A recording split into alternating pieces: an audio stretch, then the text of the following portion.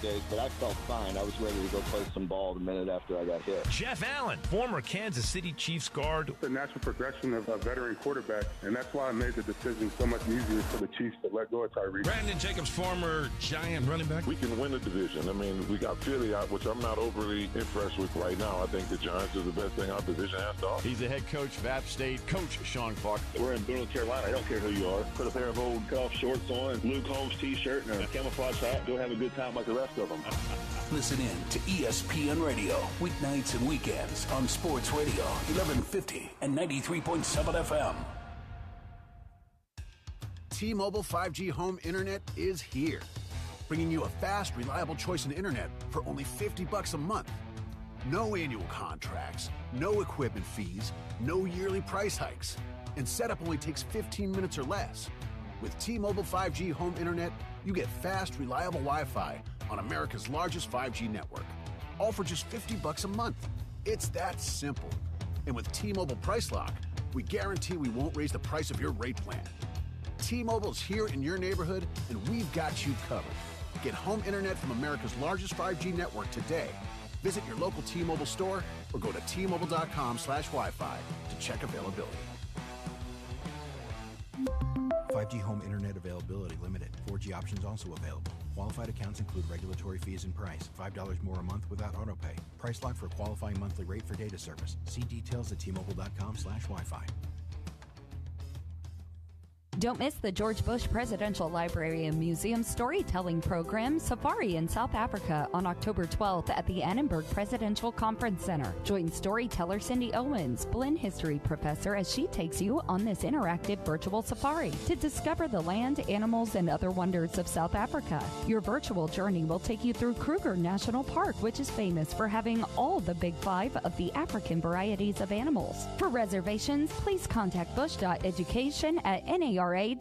For your car, your home, your business too, Acme Glass takes care of you. For over 60 years, we're the clear leader. Our quality and value keeps shining through. For repair and replacement on all kinds of glass, you can trust Acme for quality that lasts.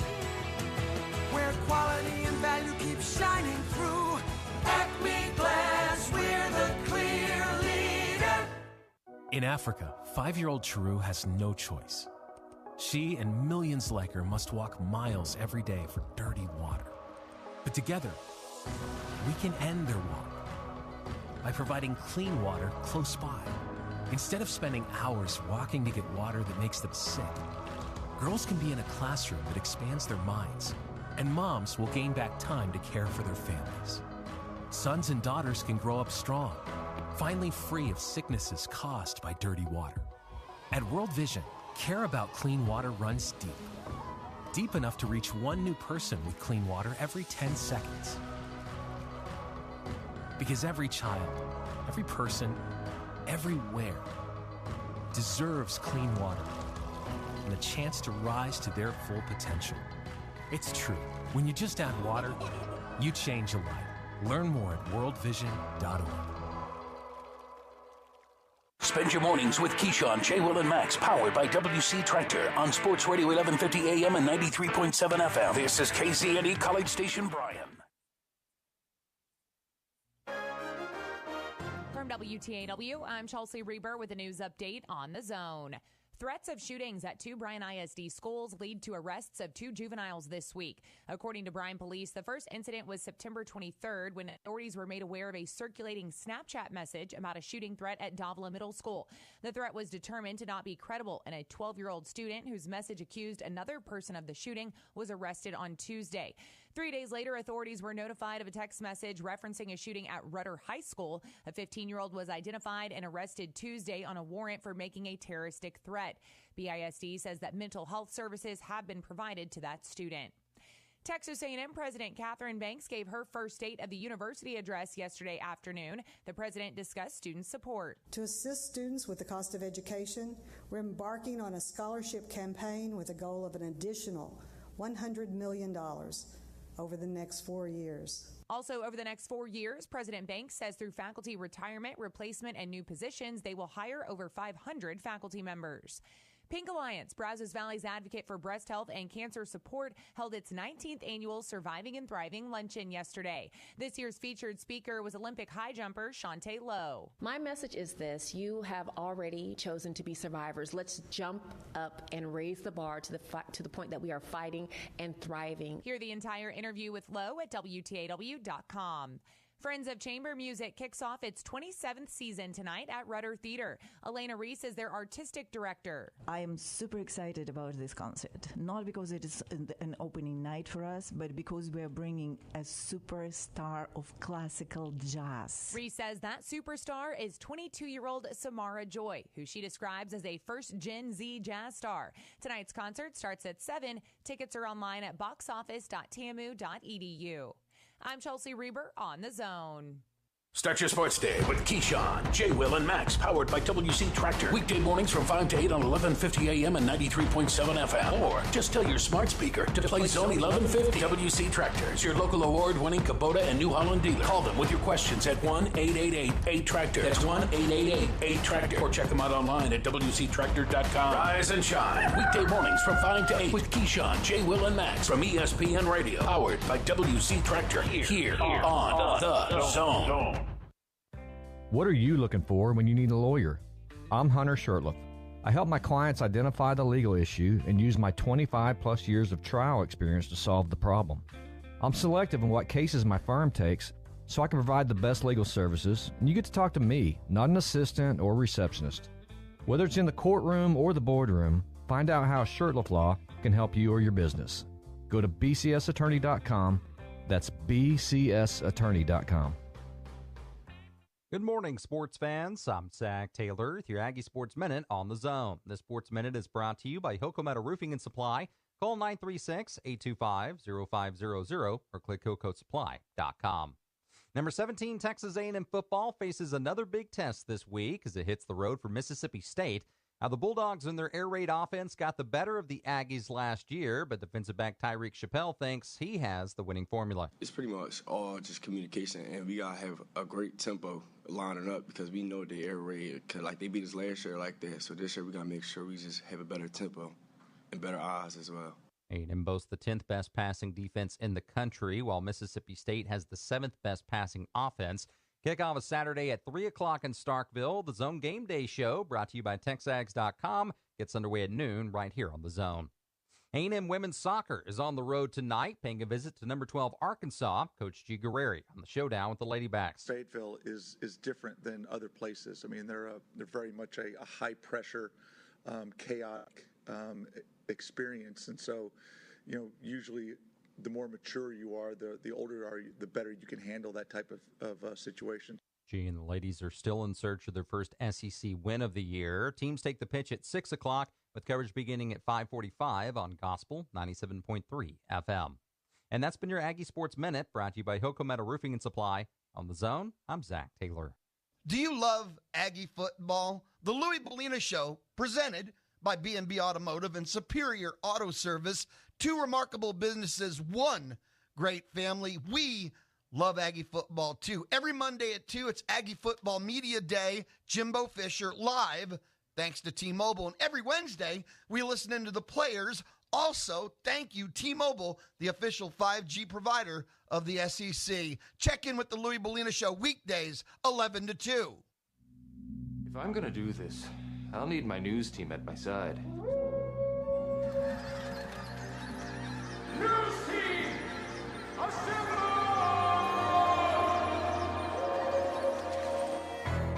Howdy, Aggieland. Welcome to the SEC. Our program will be built on 4 principles in which I talk about all the time: toughness, effort, discipline, and pride. Dang it! I'm going to have to buy that boy cream cone. Now I'm distracted on my point. What were we talking about? It's bullcrap. All I care about is winning. Show me the dang baby. You do it till they do it right, and then you do it till they can't do it wrong. Go get him. Why are you dancing around? Eat him like he's a steak.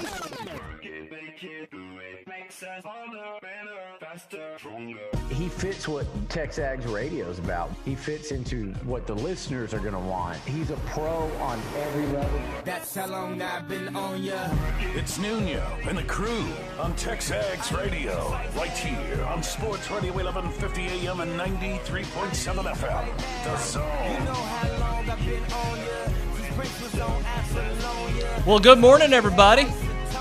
It is TexAgs Radio. We are presented by David Gardner's Jewelers here in the Rollo Insurance Studio. The first hour is called the Go Hour, presented by the Warehouse at CC Creations. Maroon never looked so good with you, with Maroon U. And we've got Olin Buchanan, as we always do, to start off the show. We're going to do a quick, short segment to start it off because we're going to have Billy Lucci on with us to talk about some very big news that happened yesterday. I'm assuming that was like 3:40-ish, 3:35-ish. I can't remember. I think it was right around the afternoon time.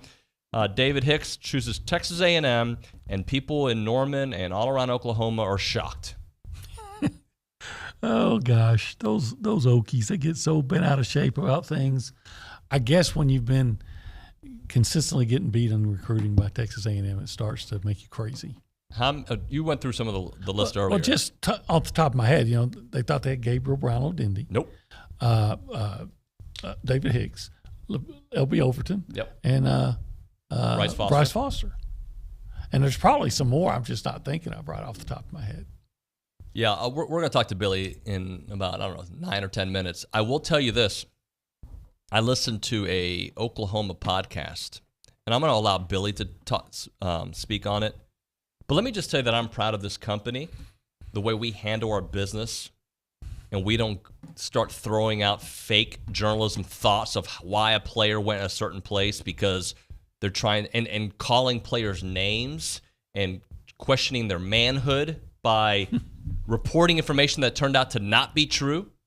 I'll get into all of it, but it just bugs me that people that we've worked with think it's okay to go on when the red light is on, the mic is on, people can hear you. And if you're going to put it out there and just speculate like you do as a member of the media, you're an embarrassment to what we do. It's true. It's true. And I've stopped doing a lot of radio shows other places because I think you should hold yourself to a certain standard. I mean, you don't have to be, Ted Koppel, but it's good to give opinions and react, but don't get on the floor and start stomping your feet and things like that. And by the way, isn't it interesting to question the manhood of an 18-year-old kid that's 6'4", 270 when you're probably 5'11" and 230, maybe 3 bills? I don't know. And it's safe because you're behind a microphone and not in the room with them. Look, when Harold Perkins decided to go to LSU, we were all disappointed. Harold Perkins would have been a great addition to this team. And sure, there was some speculation that dudes were having, right? And then on social media, I kind of expect that. But we as an entity, we as a company, we reported it, the facts that we knew, and we moved on. There was no speculation about NIL. There was no, I can't believe he'd do this. Like, people pick what they pick. Some people, and then the throwouts. All right, I'm going to move on because I think until Billy gets right. Because it's not worth our time. You know what we should do? We should pay some bills by doing our Heisman Watch, presented by Shirtlift Law Firm. Shirtlift Law Firm, delivering justice for those who need it most. And my friend, you've got a list that you said you got a name on there that I might be happy with. I've got 2 new names. Okay. So number 5, a newcomer on my list is Michael Penix, the quarterback from Washington. He's the transfer from Indiana. You might remember him there. He's exceeded 300 yards passing in all 4 games for the Huskies this year. Last week, he threw for 309 and 2 touchdowns and a 40-22 win over Stanford. Overall, 1,388 yards, 12 touchdowns, only 1 interception. Pretty good. Pretty darn good. Number 4, your guy, Hendon Hooker, the Tennessee quarterback. He'll start getting more Heisman consideration as they play better opponents. And, last week they played Florida. He threw for 349 yards, 2 touchdowns, ran for 112 and a touchdown in that 38-33 victory over the Gators. He's thrown 2 touchdown passes in every game so far in 4 games, 1,193 yards and 8 touchdowns passing, has rushed for 175 yards and 3 scores, and has not thrown an interception. And last year, I believe he had 2 interceptions. 2 or 3. 2 or 3, not many. He's pretty darn good. He takes care of the ball. Yeah, he does. And does good things with it. Number 3, I have Bryce Young, the quarterback of Alabama, is still waiting to face a strong defense, but making the most of his opportunities. He's passed for 1,029 yards, 13 touchdowns, 2 interceptions. Last week against Vanderbilt, he did what you're supposed to do. He dominated, season high 385 yards and 4 touchdowns. That's what he does. That's what you're supposed to do against Vanderbilt. Yeah. Let's see what he does against that Arkansas secondary. How about number 2, still in the list? Why not? Stetson Bennett of Georgia. He had a pedestrian showing in that 39-22 victory over Kent State, 272 passing yards. We'll take that here. Yeah. He did not throw a touchdown and was intercepted for the first time. They were sleepwalking. He did run for a touchdown. 1,224 passing yards and 5 touchdowns, and has run for 4 touchdowns for the number 1 ranked team in the country.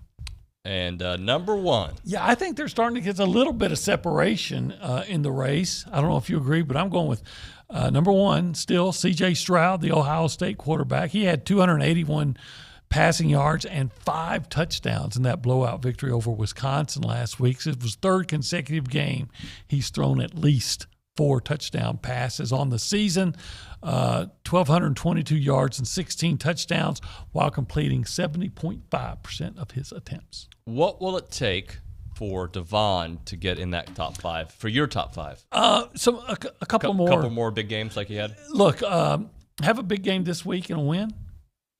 Have a big game next week. You're in the list. And you're on the list. list. Yeah, you're on the list. Yeah. I remember back in 2012, I had on my list, I had Johnny Manziel, number 1. And it wasn't a homer pick. It was just, it was completely objective. And then they went playing Alabama. And I wrote before that he'll win it if they beat Alabama, because they won't beat Alabama without a big performance from him. Yep. And then he'll win it. And of course, everybody saw it and it's okay. Everybody became Sam Montgomery. Heisman, give it to him. Give it to him, yeah. No. Probably the best quote to ever come out of Louisiana. Heisman, give it to him. Give it to him. I love it. So let's do this. We don't have somebody at the News and Social Center, which surprises me. So let's go around and say hello to the people behind the glass. Nick Savage, good morning. Morning, y'all. Howdy. It's just me and Zoe back here, so it's pretty lonely today. Are people sick, or are they partied last night? What's going on? It must have been the David Hicks factor. Yeah. Everybody's hungover from celebrating David Hicks. It must be. But I mean, hey, that's such a big pickup. And the awesome thing about it is, especially with last year's class, it's cool to see how Jimbo and his staff can really pick and choose his guys. It's not. We've heard from Billy all along, it's not going to be like a 28-person men class, whatever it was last year. It'll be probably around 20-ish guys. So, I mean, it's cool to see that they can pick and choose these bad dudes like David Hicks to, come be a part of the class. I'm looking forward to a future of defense with David Hicks and Anthony Hill on the team. With all the guys they have right now. And there's going to be some more coming.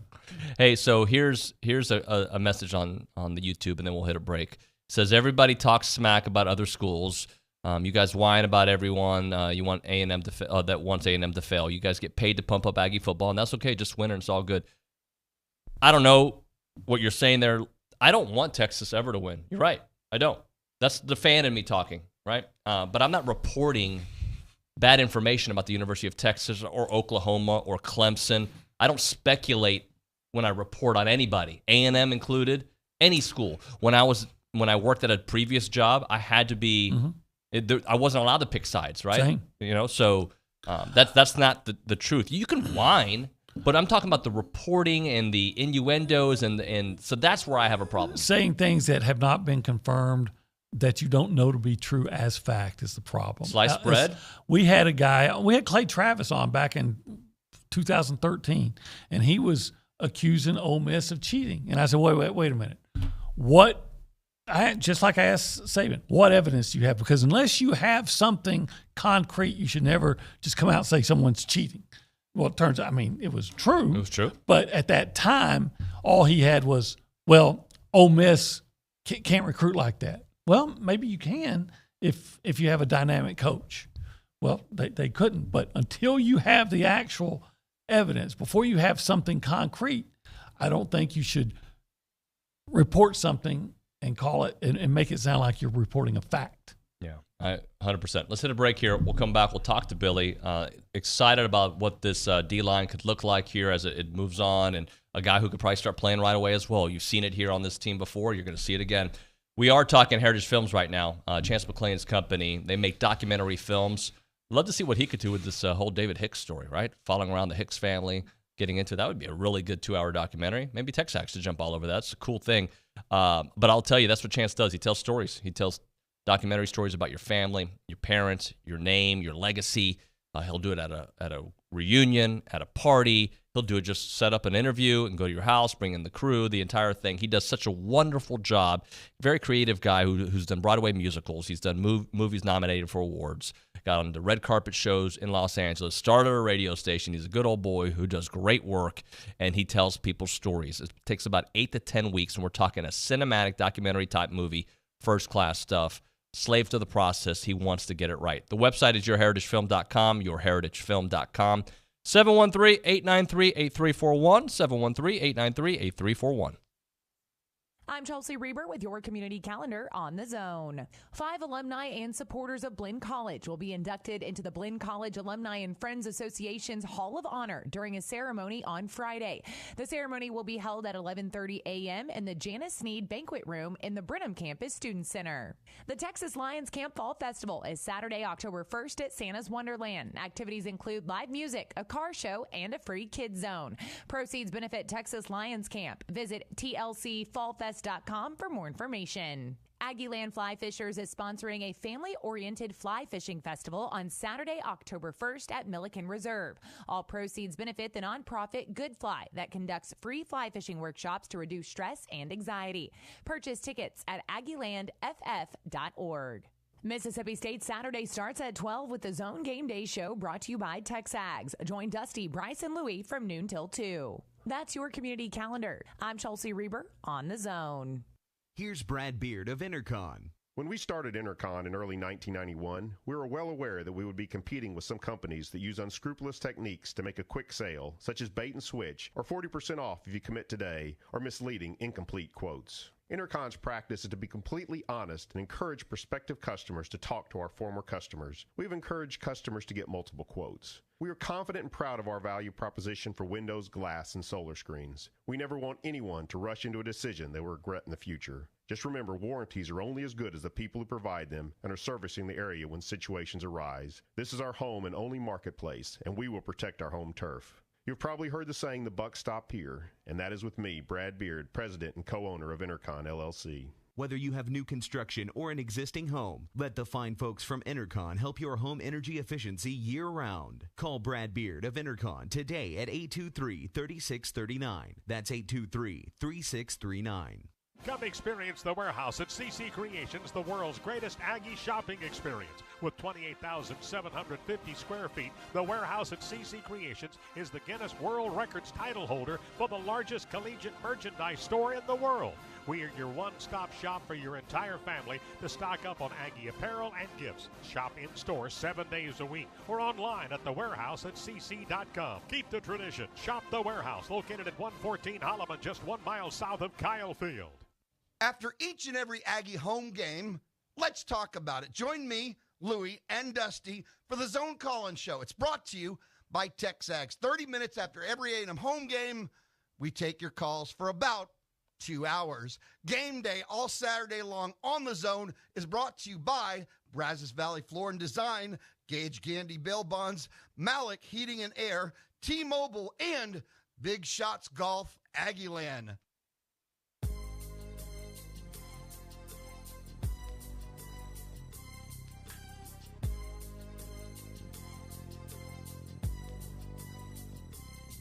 Thoughts and prayers to Coolio, one of OB's favorites. It's TexAgs Radio, presented by David Gardner's Jewelers.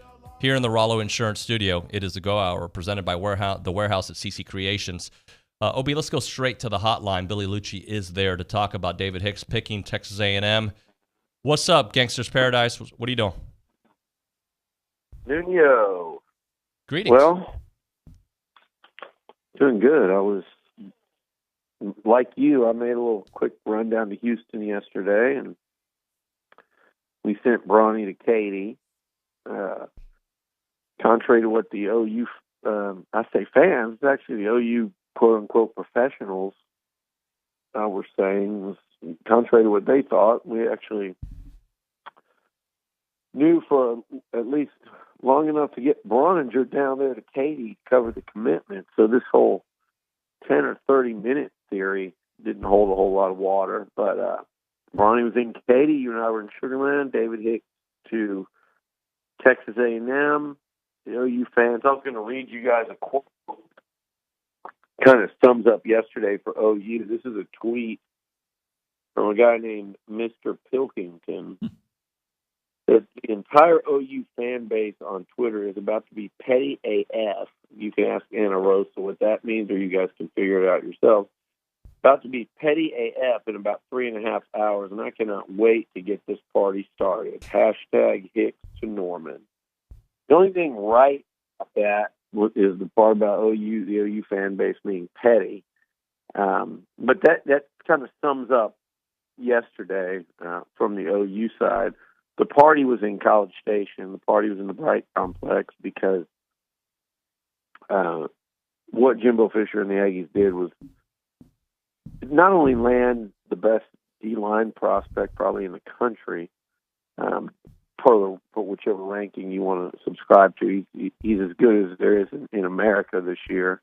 But I think as important as anything else in terms of David Hicks, defensive lineman from Katy Pato, I think more than anything else, this was a young man that A&M's been recruiting really since he was in just about, believe after 8th grade, like heading into 9th grade.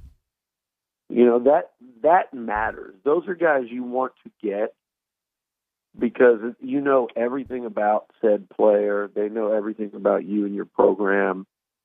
You've put so much time and effort into the recruitment. Those are the ones you need to win. And then when the guy happens to be a 5-star, oh man, what a big get this was yesterday for A&M.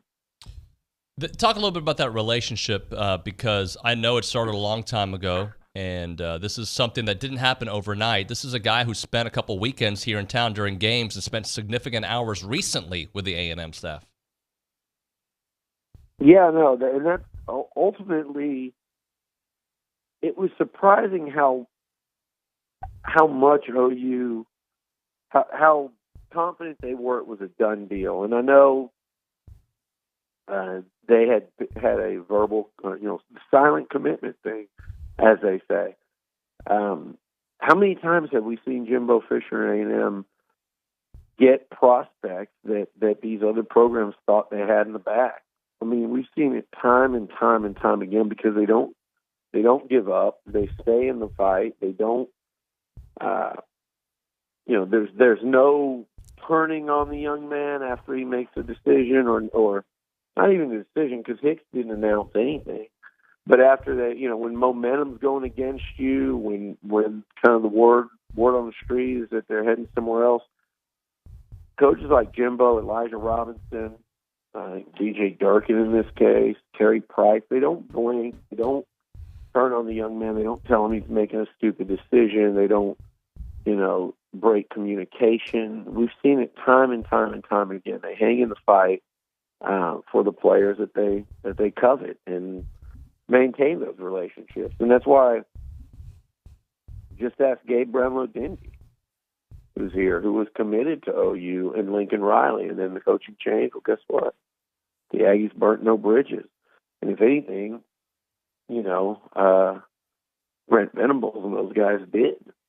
So it just, again, I thought that this was as great an example of how strong a recruiting staff this is as we've seen this cycle this year. And by the way, when you get the number one player, he's number one player in the state, Anthony Hill, number 2, basically.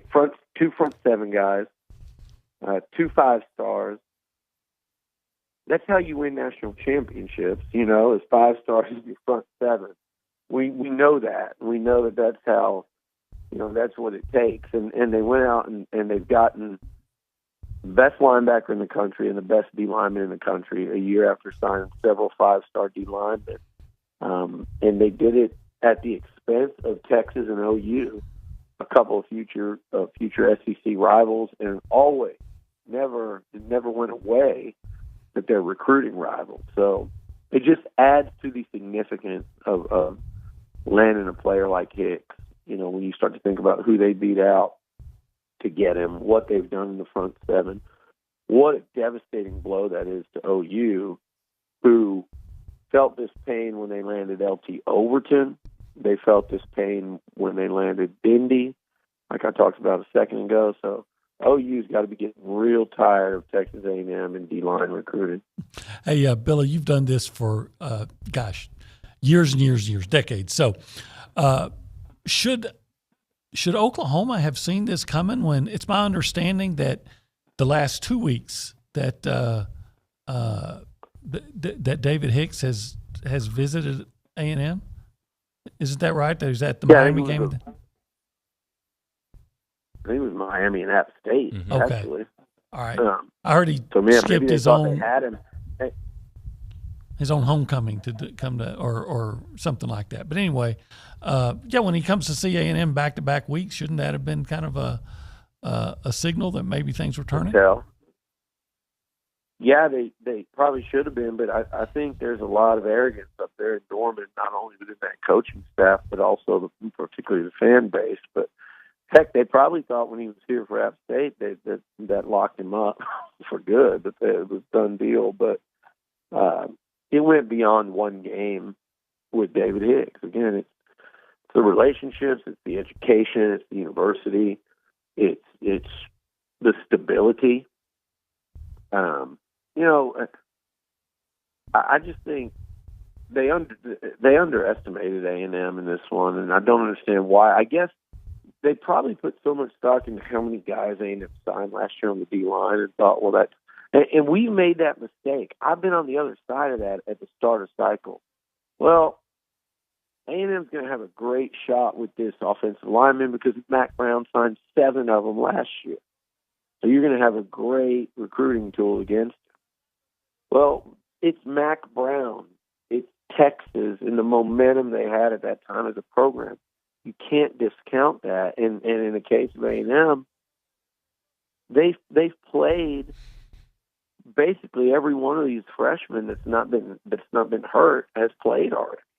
And they're playing a lot. And you can say, look, here's LT Overton, who, oh, by the way, also chose us over OU, and he's out here playing a ton, and he's your age.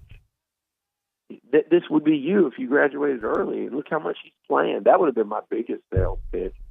Number 2, all these guys are going to be year split from you. Number 3, there's always attrition, and number 4, you're a future first-round draft pick. You don't think first-round draft picks get on the field right away no matter where they go?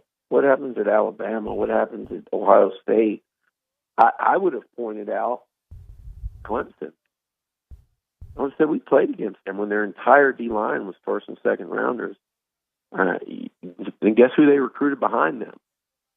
5-star defensive linemen.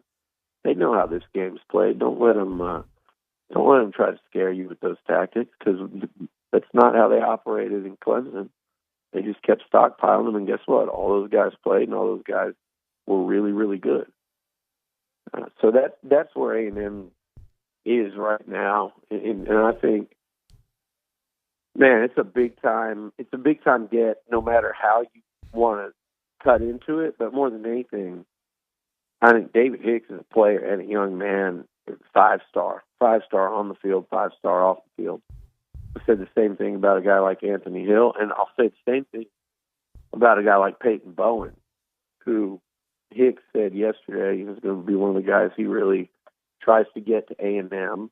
And it's just like Hicks, it's a guy that OU fans have, even though he's committed to Notre Dame, OU fans have assumed they're getting on the defensive side of the ball. And to be honest with you, I like A&M's chances there. And they still have a shot to go Hicks, Hill, Bowen, and perhaps even a guy like Javian Toviano, who will have to, I think, overcome LSU to ultimately get, but that's a ways down the road. But Bowen and the former commit Johnny Bowens, who's committed to, who had committed to Oregon after he committed from A&M. Those are the next two guys I'm keeping a really close eye on, and I'll also be really interested to see what A&M does in the backfield, as in Jeremiah Love and Roderick Robinson out of California. Billy, I just will touch on this quickly before we go, because you alluded to it during the top of this segment. I was driving in from Houston to College Station yesterday, and I was kind of just seeing what was out there, and I stumbled upon a podcast from an Oklahoma recruiting site. I was like, oh, let me listen to this. And in the first 10 minutes, and I listened to about 25 minutes, I was appalled at the way they were reporting. They called him a little P word, if you will, for not telling the Really? Oh yeah. That's a little P word move by him for not telling the Oklahoma staff, not being a grown man. That? One of the dudes on that site. That's just a little P move, basically. Not a grown man.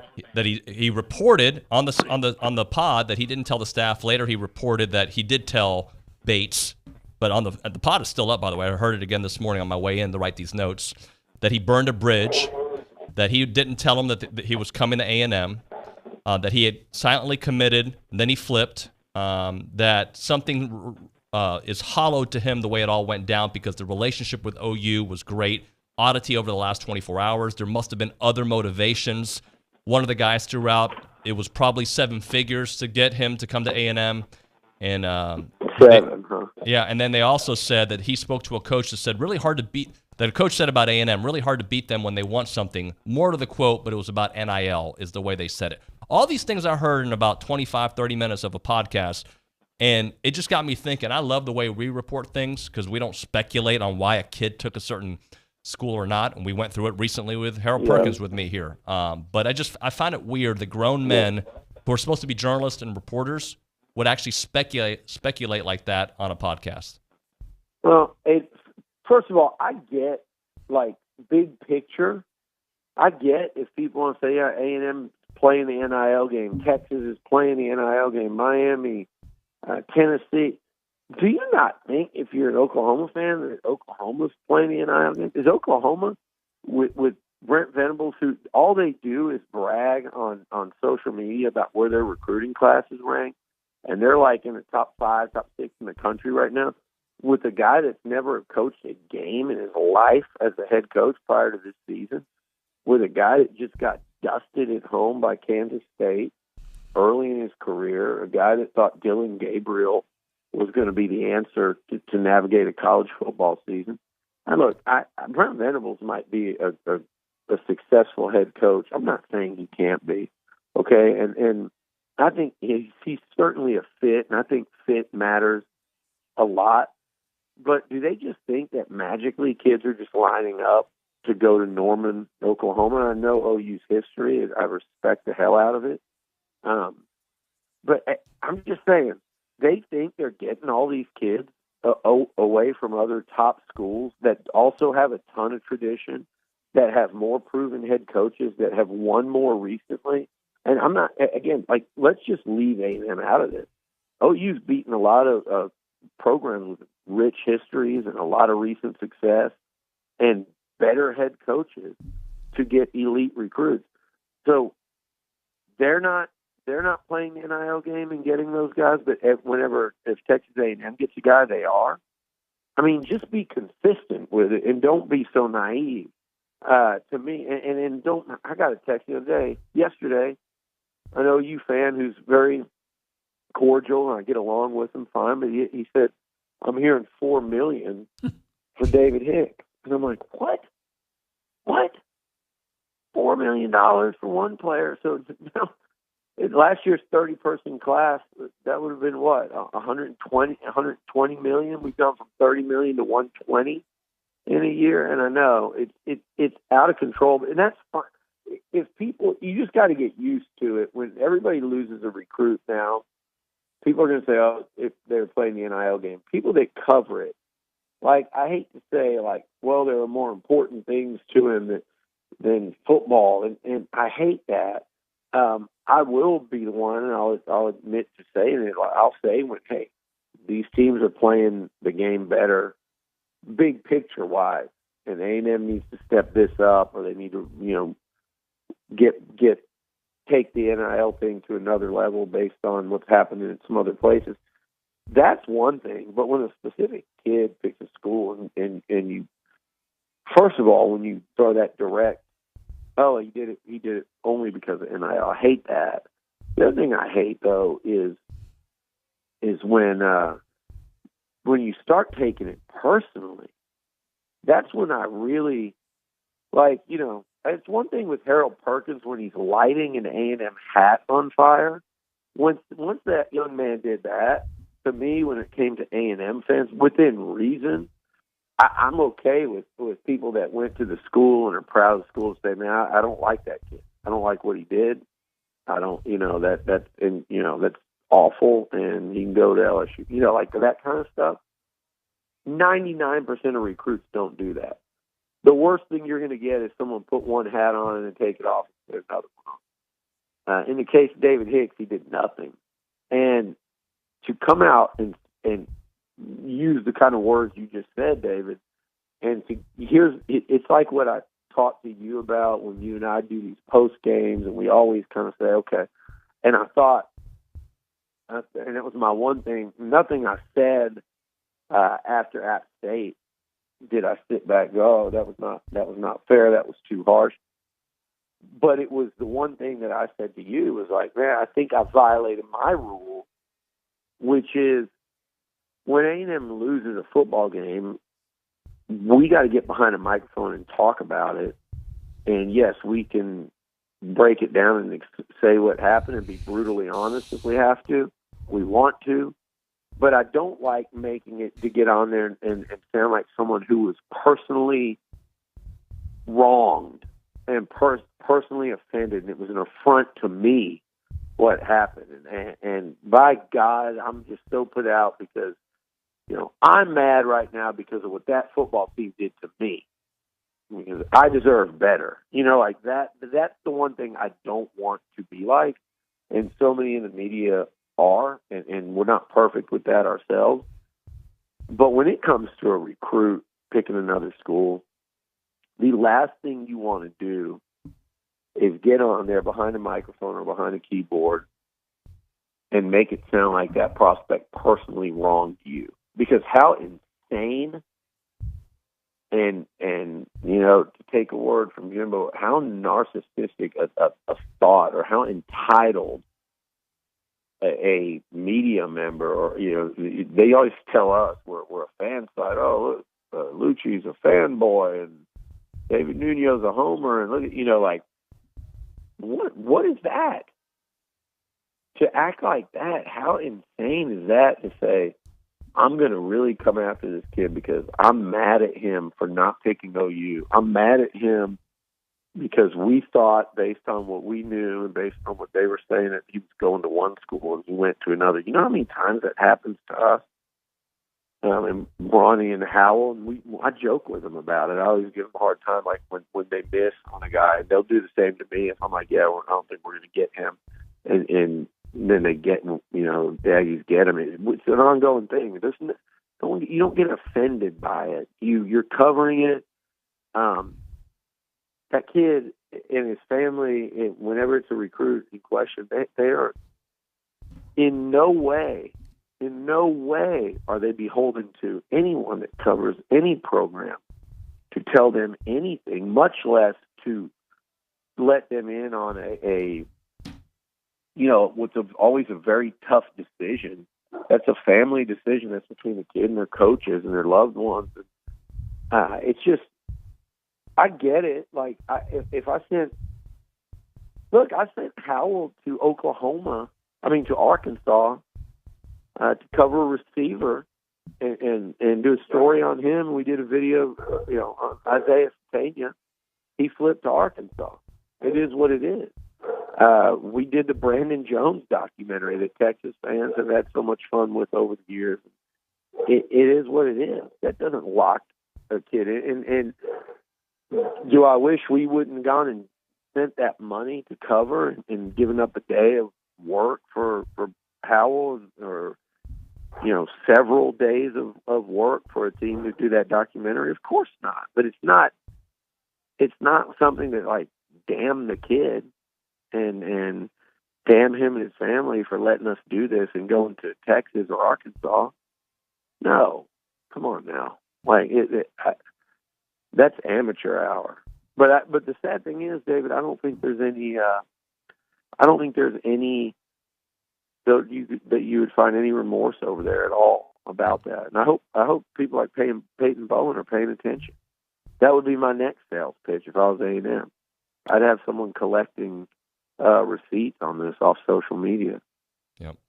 Billy, we got to hit a break here, man. Thank you. We'll see you tomorrow here in studio. All right, guys. See you. Billy Lucci there on the hotline. Way late for Stephen McGee, but that was worth it. Great dialogue there from Billy. We'll get to Stephen McGee when we come back. It's TexAgs Radio. You never know who might stop by TexAgs Radio. Jimbo, Schloss, Buzz, Ross. It's TexAgs Radio. Monday through Friday, 8 a.m. to 11 on The Zone. If you have a debit card, you're used to spending money. But what if your card actually ended up earning you money? That's not exactly normal, but that's what you can get at A&B. It's called Kasasa Cashback Checking. Don't mind the weird name. What you need to know is that it's a free account with cash rewards. Use your debit card for everyday purchases, and we'll pay you cash back every month. If that doesn't sound like normal banking, well, guess what? We're not a normal bank. So contact A&B today and ask for Kasasa or visit ANB.com. Equal housing lender, member FDIC. Time to talk Factory Builder Store, celebrating that new location in College Station, located at 11907 Welborn Road, right next to the Ashley Furniture Outlet. They can service builders and the general public with locations throughout Texas, including right here in College Station. And at Factory Builder Stores, you're dealing with local people who do things the right way. So whether you're building a home or upgrading your appliances or outdoor living at your existing home, let Factory Builder Stores take care of you. Factory Builder Stores, College Station Showroom, open now Monday through Friday, 8 a.m. to 5 p.m. at Old Welborn Road, factorybuilderstores.com. You know us through the Aggie Ring and our work helping current and former students. You also know that we work to uphold our traditions and help bring Aggies together around the world. We are the Association of Former Students, and it's our mission to provide resources, support programs, and cultivate the experiences that you know and love. But have you ever stopped and wondered why? Why does the association support Texas A&M and Texas Aggies? Why are we always here, there, and everywhere for the Aggie Network? Why do we tirelessly work to ensure that the Aggie experience is both unforgettable and life-changing? Well, you may be surprised to learn that the answer to why is as unique as your own Aggie story. That's why we created IamTheWhy.com, a place for shared Aggie stories and unique perspectives. It's where you can hear the why, see the why, and discover why Aggies like you are the why. Visit IamTheWhy.com today. Steel Co. reminds all listeners that last year, over 50% of our children were bullied or teased. This daily ritual leaves them in despair, feeling like there's no way out. Be someone that a child can go to for help, and let's stop the intimidation now. This message is from the cleaning crew at Steel Co., serving the Bryan College Station area for all of your home and office cleaning needs. Quality, dependable cleaning. Call for a quote at 800-317-9808. That's 1-800-317-9808. Steel Co., wishing our kids a happy and safe school year. Keyshawn, J. Will, and Max Lamar Jackson. Is he the best player in the NFL right now, Key? Yeah, I would say he's the best player in the NFL right now. He's doing more for his team with less. Baltimore is in the position that they're in because of him. But Josh Allen's right there. Jalen Hurts is up there too, but it's between Josh Allen and Lamar Jackson right now. Lamar Jackson having the edge. Listen in to Key, J. Will, and Max, powered by WC Tractor from 5 to 8 on The Zone.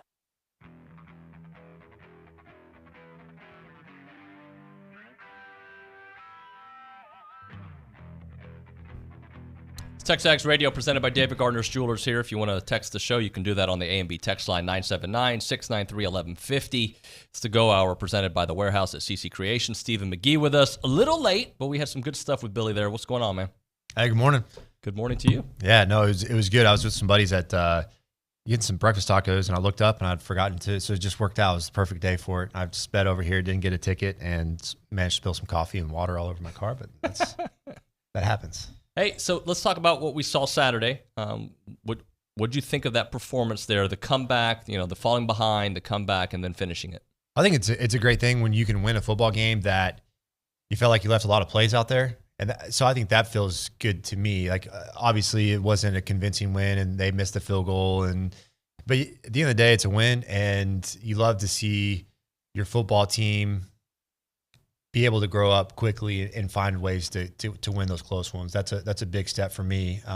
Obviously it's an every week battle in the SEC West, so they're going to have to do it again this week, but I'll take a win. Before we do buy, sell, lease, I want to follow that up with the slowish starts that we have seen from this team. Jimbo did tell me, Miami was a faster start, which is true, and they started the second half great too. But overall, this team has struggled offensively to start games and a little bit defensively as well, at least in the last one. Well, yeah, I feel like they also get in their own way a lot. Penalties, setbacks, and playing in front of the chains is very important for this offense. I feel like if Jimbo's in second and long and third and long, this offense doesn't have near as much success. It's way more predictable.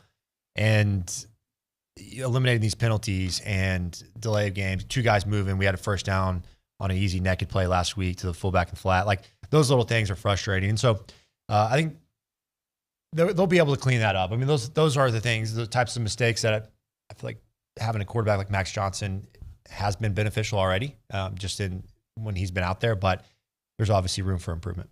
All right, let's do buy, sell, lease. And, OB, I want you to play in this, all right? So let's get ready. Who are you buying, Steven? Man, I'm going to buy Damani Richardson. I know that he's been bought many times before, but this guy's played with a lot of energy, played fast. He's been a difference maker. We saw that again on Saturday. So he's a guy that this defense has to have out there, and I'm excited to see what he does the rest of the year. OB? Who do I buy every week, right? Devon Achane? Devon Achane. How do you, he's like that guy that sure stock, that the price is high, but you buy it anyway because it's going to pay off. Give me an example. Amazon. Okay, there you go. Amazon Achane. Amazon Achane. I'm going to buy Shamar Stewart. All right? Yeah. He is growing up. They're all growing up, but I feel like he had a very impactful couple plays last game, and all these guys are kind of starting to get enough reps under their belt that, what they look like against Sam and Appalachian State isn't who they are right now. They've really grown, and they were pretty good then, but they've grown since that point. All right, sell. Who are you selling? What are you selling?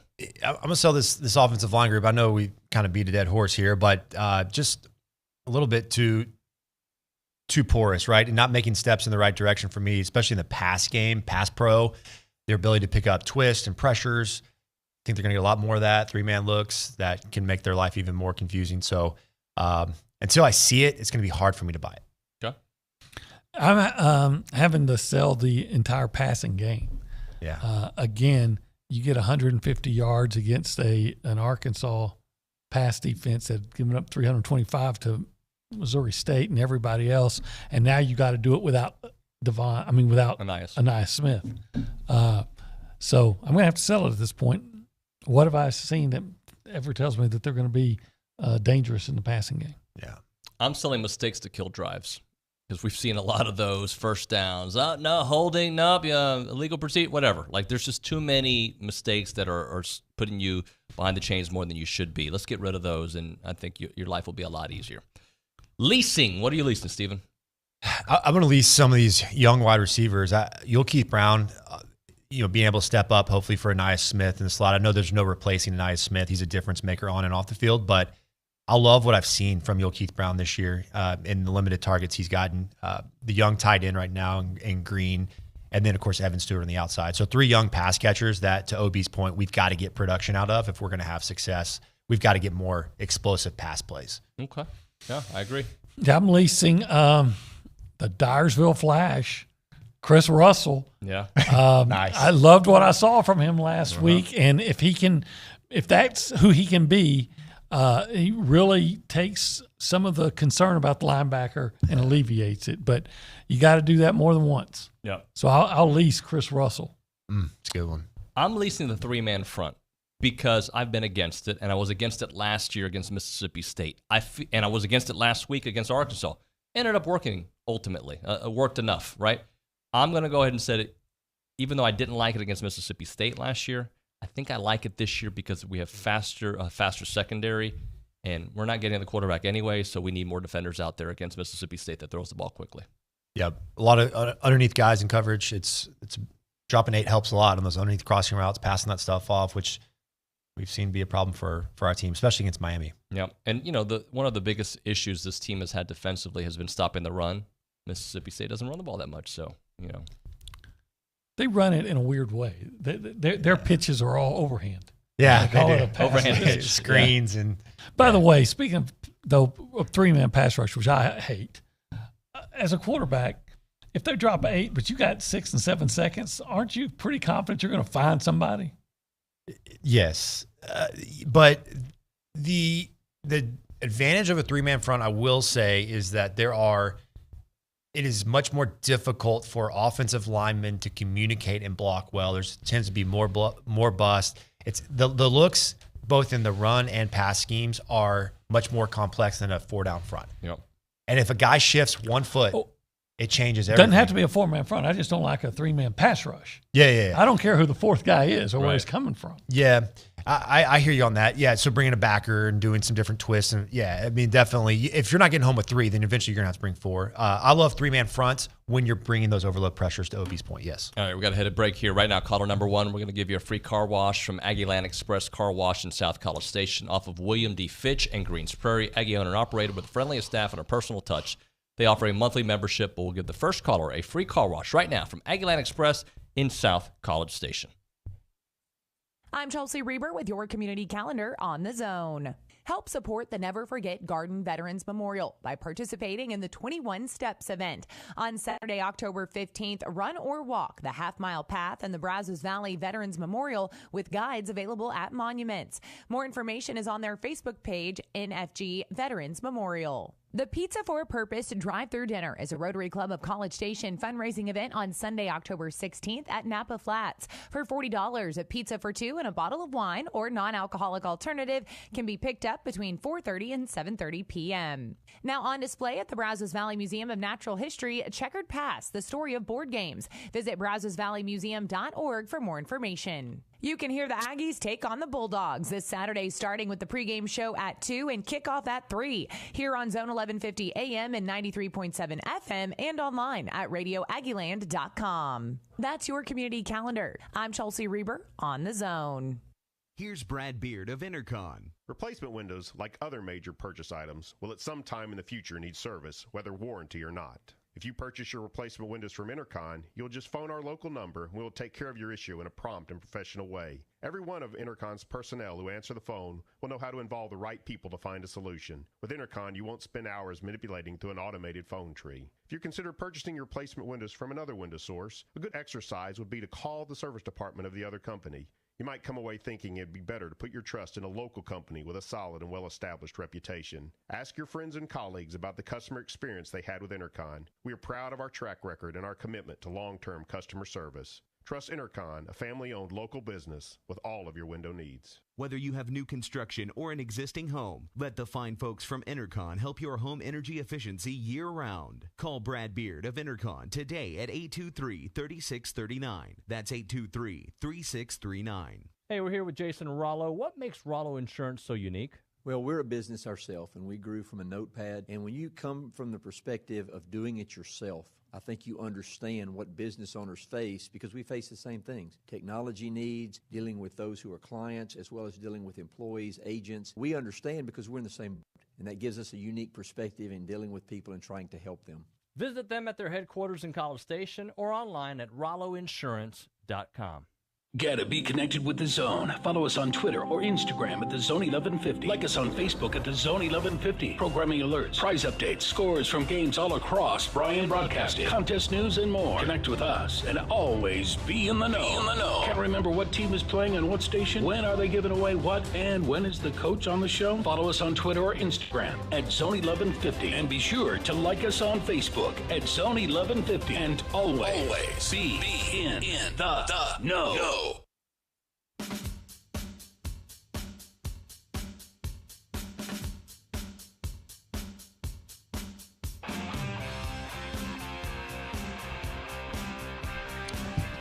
It is TexAgs Radio. We are presented by David Gardner's Jewelers here in the Rollo Insurance Studio. A short one with Stephen McGee because we went long with Billy. I did give him the heads up, guys. It is presented by the Warehouse at CC Creations. Now we do That's Bullcrap, presented by Tom Line Plumbing. For service you can trust, consider Tom Line Plumbing, a great friend of Stephen McGee, longtime trusted plumber in and around the Brazos Valley. The website, tomlineplumbing.com. Stephen, what's bullcrap?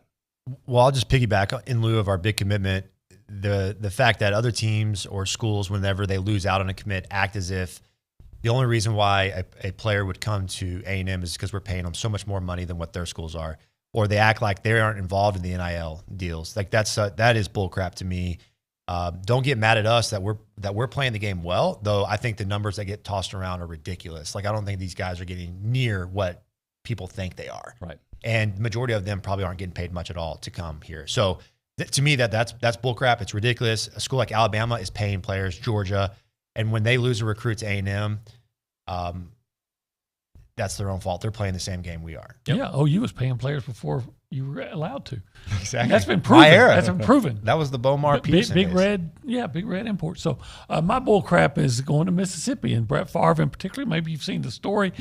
Brett Favre is accused of working with the governor to take $5 million that was earmarked for charitable contributions and welfare to build a volleyball stadium at Southern Miss where his daughter plays.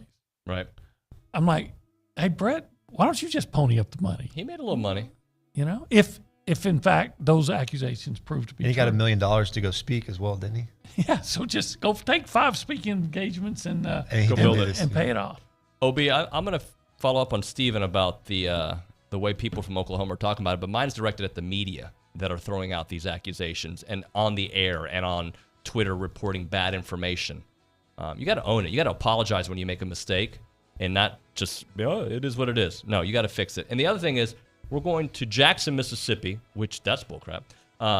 You told me about the water. You can't drink the water there. Well, actually, I talked to some people there, and they finally got it fixed. Okay. But yeah, it was kind of like Flint, Michigan. But that's why we were staying in Pearl, though. Right. So we were covered. But apparently, they've gotten the water issues fixed in Jackson. So good for the people in Jackson, because if you can't have clean water in the United States of America, that's bullcrap. That is bullcrap. Mm-hmm. Thank you, OB, for fixing it. Steven, thanks for coming in, bro. Good to see you guys. See ya. Happy birthday. Thank you. All right, 24. All right, when we come back here on, why do old people do that joke? I just did the old guy joke. Like, hey, you're 24. Like, When we come back, another guy who had a birthday last week, Ryan Swope, joining us. Later on is Alan Waddell, John Harris, and The Fan Show. It's TexAgs Radio. We'll see you in a bit.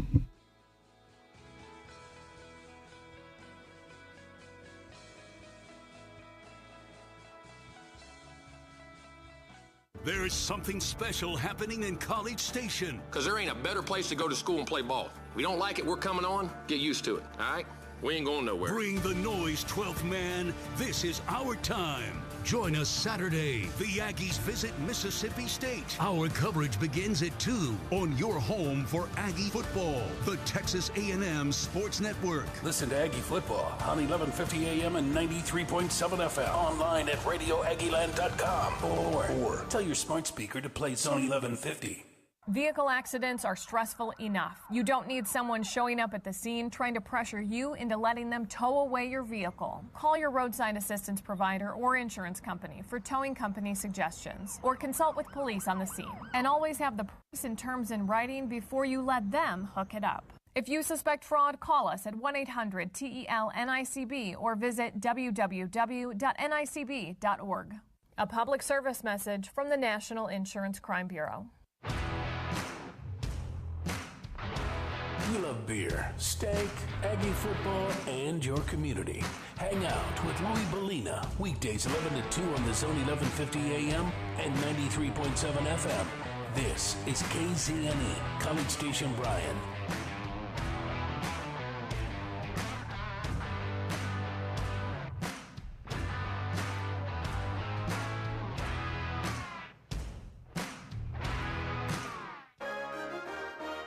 WTAW, I'm Chelsea Reber with a news update on the Zone. Threats of shootings at 2 Bryan ISD schools lead to arrests of 2 juveniles this week.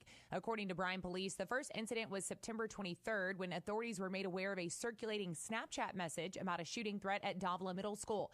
The threat was determined to not be credible, and a 12-year-old student whose message accused another person of the shooting was arrested on Tuesday. 3 days later, authorities were notified of a text message referencing a shooting at Rudder High School. A 15-year-old was identified and arrested Tuesday on a warrant for making a terroristic threat. BISD says that mental health services have been provided to that student. Texas A&M President Catherine Banks gave her first State of the University address yesterday afternoon. The president discussed student support. To assist students with the cost of education, we're embarking on a scholarship campaign with a goal of an additional $100 million over the next 4 years. Also, over the next 4 years, President Banks says through faculty retirement, replacement, and new positions, they will hire over 500 faculty members. Pink Alliance, Brazos Valley's advocate for breast health and cancer support, held its 19th annual Surviving and Thriving Luncheon yesterday. This year's featured speaker was Olympic high jumper Shantae Lowe. My message is this: you have already chosen to be survivors. Let's jump up and raise the bar to the point that we are fighting and thriving. Hear the entire interview with Lowe at WTAW.com. Friends of Chamber Music kicks off its 27th season tonight at Rudder Theater. Elena Reese is their artistic director. I am super excited about this concert, not because it is an opening night for us, but because we are bringing a superstar of classical jazz. Reese says that superstar is 22-year-old Samara Joy, who she describes as a first Gen Z jazz star. Tonight's concert starts at 7. Tickets are online at boxoffice.tamu.edu. I'm Chelsea Reber on The Zone. Wolf Cleaning Services of Aggieland reminds all listeners that last year over 50% of our children were bullied or teased. This daily ritual leaves them in despair, feeling like there's no way out. Be someone that a child can go to for help, and let's stop the intimidation now. This message is from Priscilla and the crew at Wolf Cleaning Services of Aggieland, equipped to handle all your home and office cleaning needs. They don't cut corners, they clean them. Call 979-618-1019. Wolf Cleaning Services of Aggieland, wishing our kids a happy and healthy school year. Shop local, buy local, save big deals. Hi, it's Jenny from your local Big Deal store. If you've never visited our website, you're missing out because we've partnered with some of the best local businesses in town. Dozens of gift certificates, all discounted, ready for you to buy today. Here are just a few of the businesses you'll find. Blue Baker, M&M Apparel, Camino's Mexican Cafe, Horseshoe Junction Family Fun Park, and Moe's Irish Pub. Shop and save now at AggielandBigDeals.com. Good morning, sports fans. I'm Zach Taylor with your Aggie Sports Minute on the Zone. This Sports Minute is brought to you by Hilco Metal Roofing and Supply. Call 936-825-0500 or click HilcoSupply.com. Number 17, Texas A&M football faces another big test this week as it hits the road for Mississippi State. Now, the Bulldogs and their air raid offense got the better of the Aggies last year, but defensive back Tyreek Chappelle thinks he has the winning formula. It's pretty much all just communication, and we got to have a great tempo lining up because we know the air raid, like they beat us last year like that. So this year we got to make sure we just have a better tempo and better eyes as well. A&M boasts the 10th best passing defense in the country, while Mississippi State has the 7th best passing offense. Kickoff is Saturday at 3 o'clock in Starkville. The Zone Game Day Show, brought to you by TexAgs.com, gets underway at noon right here on The Zone. A&M women's soccer is on the road tonight, paying a visit to number 12 Arkansas. Coach G. Guerreri on the showdown with the Ladybacks. Fayetteville is different than other places. I mean, they're very much a high-pressure, chaotic experience. And so, usually the more mature you are, the older you are, the better you can handle that type of situation. G and the ladies are still in search of their first SEC win of the year. Teams take the pitch at 6 o'clock with coverage beginning at 5:45 on Gospel 97.3 FM. And that's been your Aggie Sports Minute, brought to you by Hilco Metal Roofing and Supply. On The Zone, I'm Zach Taylor. Start your Aggie football Saturday with the Zone Game Day Show, brought to you by TexAgs. Join me, Louis Bellina, and my friends like Olin, Cease, Dusty, and Bryce. It's the Zone Game Day Show, 3 hours before kickoff every Aggie football game. Game Day, all day long on The Zone, is brought to you by David's Jewelry and Coin Exchange, King Ranch, Saddle Shop, Texas, Mobile One Oil and Lube, and the George Bush Presidential Library and Museum.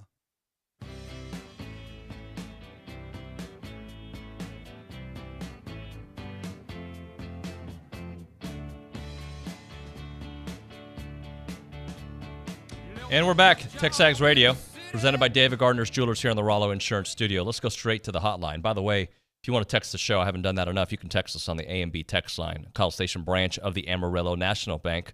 Good Texas Banking, the website, ANB.com. With that, we go get it done with Ryan Swope here on the hotline. Ryan, good morning, sir. Morning, David. How are you? y'all? Good, man. How are you? Pretty good. Yeah, can't complain. Sun's shining. Yeah, it is. Well, and the sun shines a little brighter when the Ags win. What'd you think of Saturday and what that means to moving forward? Yeah, I mean, I think we grinded out a win, found a way. Wasn't pretty by any means, but at the end of the day, I think it's good.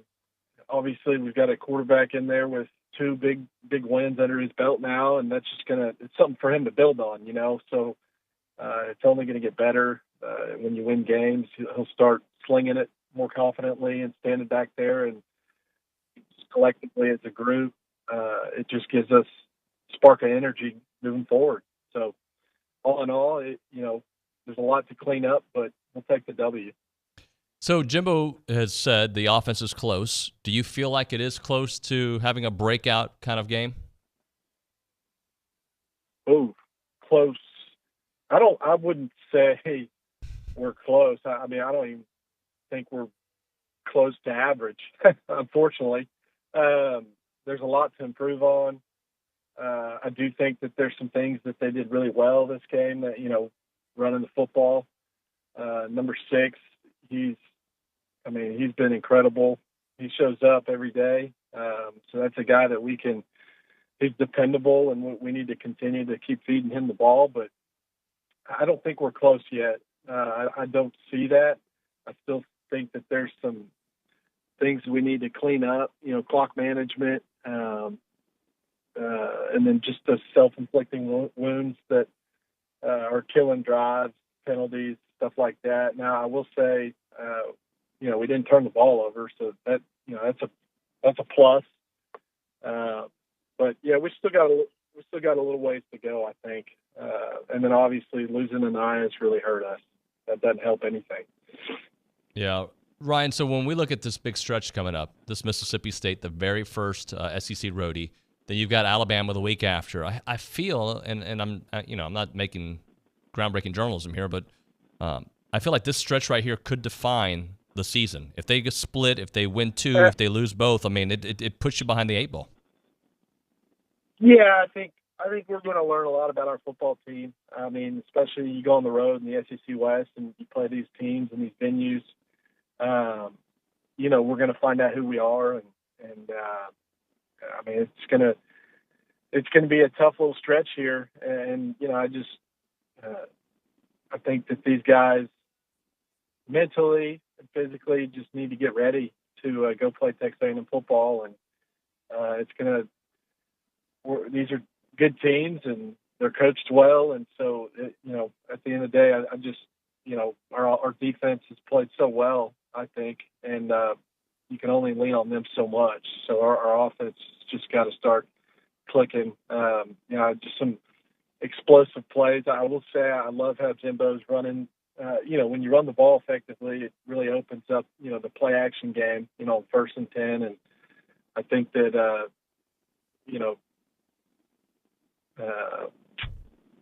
that kid's got a big arm and we need to take shots down the field. So if we can establish the run, it opens up for those explosive plays back there. Talking to Ryan Swope here on TexAgs Radio, getting it done with Ryan Swope. Let's talk Evan Stewart. I keep feeling that game is coming. He's had nice games, but that game where we're like, there he is, and he had a touchdown last week. Do you see his load getting bigger now? Oh, it is. Yeah, for sure. And, I think, his catch there wasn't the best throw, but you could just see he's got just a God-given talent. He knows how to make the proper adjustments when the ball's in the air. He's a good route runner.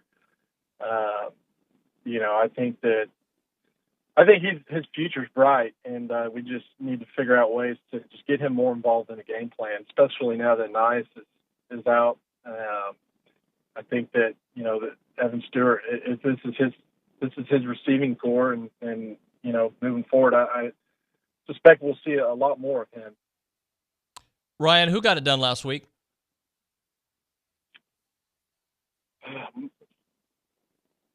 Chain. I mean, number 6 he's nails. I mean, he's just fun to watch. I just can't get over just watching him on television. That kid is so fast. I mean, he makes people look slow. I mean, the guy is moving and how shifty he is. He's a lot of fun to watch. And I just love how he plays the game. Talking to Ryan Swope here on TexAgs Radio, presented by David Gardner's Jewelers. All right, Ryan, we move on to who will get it done. You know, I'm going with Evan Stewart. I think that he has a big week this week. I think that everything I've seen from him, you know, how he's able to, just his route running, how he gets off the ball, how he can create space when he's got the football. He's just fun. He's an electric player. It's fun to watch. And I think that we're going to, you know, find a way to get him the ball. And I think he'll have a big week this week. And then who will not get it done? Ooh. Well, I think that that's tough. I'm a little skeptical on our O-line. I think that they did a good job last week. But, you know, anybody doesn't get it done this week, it's probably our O-line. And if that's the case, it might be might make for a long day. Yeah, but I'll ask you this, though. With our D-line, that really hasn't gotten to the quarterback enough this season. But can they get it done against Mississippi State, who likes to throw the ball quickly? You know, that's what Will Rogers does. 2 or 3 seconds, he's finding his guy. Yep. Well, yeah, our D-line has been fantastic.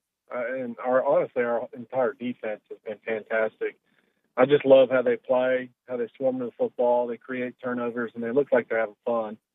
And, you know, if I'm going to go, that's another, you know, that defensive line, if I'm going to bet money, I'm betting money on them because they've been very consistent. And there's depth there, too. So, and it looks like we're going to be having some more depth. Had, you know, big day in the recruiting field, looks like. So they continue to get after it over there. It's fun to watch. Yeah, it is so much fun to watch. I'm going to ask you a question that I think you typically – I'm going to let you take it whatever direction you want. But I know the way your brain works. Have you paid attention to any Big 12 football recently and maybe any particular game that you would like to talk about? Oh, man. I think that Texas Tech TU game was pretty interesting. So my mom went to Tech and my dad went to Texas. So that was, you know, there's always a little house rivalry bet going on between my parents. And my mom won a little bit of money last weekend thanks to the Longhorns coming out flat and losing. So, no, but all in all, it was you hate to see it. Hey, Ryan, I got to ask this because I think as parents, we're always going to root for our children, right? Like our team and whatnot. Does your dad root for A&M anytime it's not playing Texas unless you're on the field? No, I think me and my brother, we converted him pretty well. Good. Brainwashed him. And I think, you know, if the Aggies are on TV or the Longhorns are on TV, I think that he'd keep it on the A&M game. You know, it's funny. My wife went to Texas, but we only watch Aggie football in our house. We don't even talk Texas at all. She wears Aggie shirts, so that just tells you. And my kids don't even know what that school is. So we've done a good job at our house as well, my friend. Hey, that's good. You got to brainwash those Longhorns sometimes. Ryan, we appreciate it, man. Have a great week. We'll talk to you next week. Hey, thanks, David. Gig 'em. Ryan Swope here on our hotline. Good stuff with him. So we're going to do this. We're supposed to have Coach Waddell on yesterday, but we had a little mix-up with the scheduling, so we're going to have him on here in a few minutes. We'll talk to Coach Waddell here later on. John Harris also was supposed to be on Wednesday, but pushed back to Thursday because he had a meeting to be at. So we'll have John Harris with his A&M scouting report here at 9:35. So it's really like the coach's hour with the wide receiver, right? It's just been it's be loaded with some really good intel throughout the show. And then at 10 o'clock, it is the fan show. And these fans are pretty smart fans, guys. Give them a chance. I think you'll like it. Kelly does a good job. Hunter does a good job. Matt does a good job. Really good stuff there on the fan show. Right now, we're talking about the Association of Former Students. They've been around for over 140 years, and your financial gifts have empowered them to be here, to be there, to be everywhere. And they've certainly done that, and they've done a great, great job of doing so. What they like to do is give back to Aggies. That is their mission. That is what they do. But their why, you can find their why by just really looking in the mirror, by looking at other Aggies, and by going to IamTheWhy.com. That is a place which has got stories of Aggies. This is why the association does what they do, because of what this Aggie network is able to do. Current students and former students, the Association of Former Students is taking care of you. Check out IamTheWhy.com to see a collection of stories of Aggies who have gone through great times, rough times, amazing times, while at A&M and beyond. You can upload your story there as well. It is IamTheWhy.com. Again, that website, IamTheWhy.com. I'm Chelsea Reber with your community calendar on The Zone. 5 alumni and supporters of Blinn College will be inducted into the Blinn College Alumni and Friends Association's Hall of Honor during a ceremony on Friday. The ceremony will be held at 11:30 a.m. in the Janice Sneed Banquet Room in the Brenham Campus Student Center. The Texas Lions Camp Fall Festival is Saturday, October 1st at Santa's Wonderland. Activities include live music, a car show, and a free kids zone. Proceeds benefit Texas Lions Camp. Visit tlcfallfest.com for more information. Aggieland Fly Fishers is sponsoring a family-oriented fly fishing festival on Saturday, October 1st at Milliken Reserve. All proceeds benefit the nonprofit Good Fly that conducts free fly fishing workshops to reduce stress and anxiety. Purchase tickets at aggielandff.org. Mississippi State Saturday starts at 12 with the Zone Game Day Show brought to you by TexAgs. Join Dusty, Bryce, and Louie from noon till 2. That's your community calendar. I'm Chelsea Reber on The Zone. Hi, this is Jeff Vanderwood with Veribank. Veribank is continuing to grow in the Brazos Valley with a brand new full-service banking center on Highway 6 in front of Academy. We have a team of genuine bankers specializing in personal and business banking, wealth management, and investor real estate lending ready to serve you. Veribank is here to help you succeed financially, and you can bank on it. Visit Verabank.com today. That's VERA Bank.com. Verabank. Member FDIC, Equal Housing Lender. Shop local, buy local, save big deals. Hi, it's Jenny from your local Big Deal store. If you've never visited our website, you're missing out because we've partnered with some of the best local businesses in town. Dozens of gift certificates, all discounted, ready for you to buy today. Here are just a few of the businesses you'll find. Paisano's Italian Pizzeria, Carter's Burger, B&B Automotive, You Paint It, and El Mundo del Taco. Shop and save now at AggielandBigDeals.com. The biggest names in sports are on ESPN Radio. Najee Harris, Pittsburgh Steelers running back. We don't back down for any challenges. We just stack bricks every day. Sean Merriman, former Chargers linebacker. They just have so many weapons. It just really depends who's going to beat you that week. Head coach of the Kentucky Wildcats, Mark Stoops. Yeah, I got hit by a car. They made me go to the hospital and spend a couple of days, but I felt fine. I was ready to go play some ball the minute after I got hit. Jeff Allen, former Kansas City Chiefs guard. The natural progression of a veteran quarterback, and that's why I made the decision so much easier for the Chiefs to let go of Tyreek. Brandon Jacobs, former Giant running back. We can win the division. I mean, we got Philly out, which I'm not overly impressed with right now. I think the Giants are the best thing our division has to offer. He's the head coach of App State, Coach Sean Clark. We're in North Carolina. I don't care who you are. Put a pair of old golf shorts on, Luke Holmes t-shirt, and a camouflage hat. Go have a good time like the rest of them. Listen in to ESPN Radio, weeknights and weekends on Sports Radio, 1150 and 93.7 FM.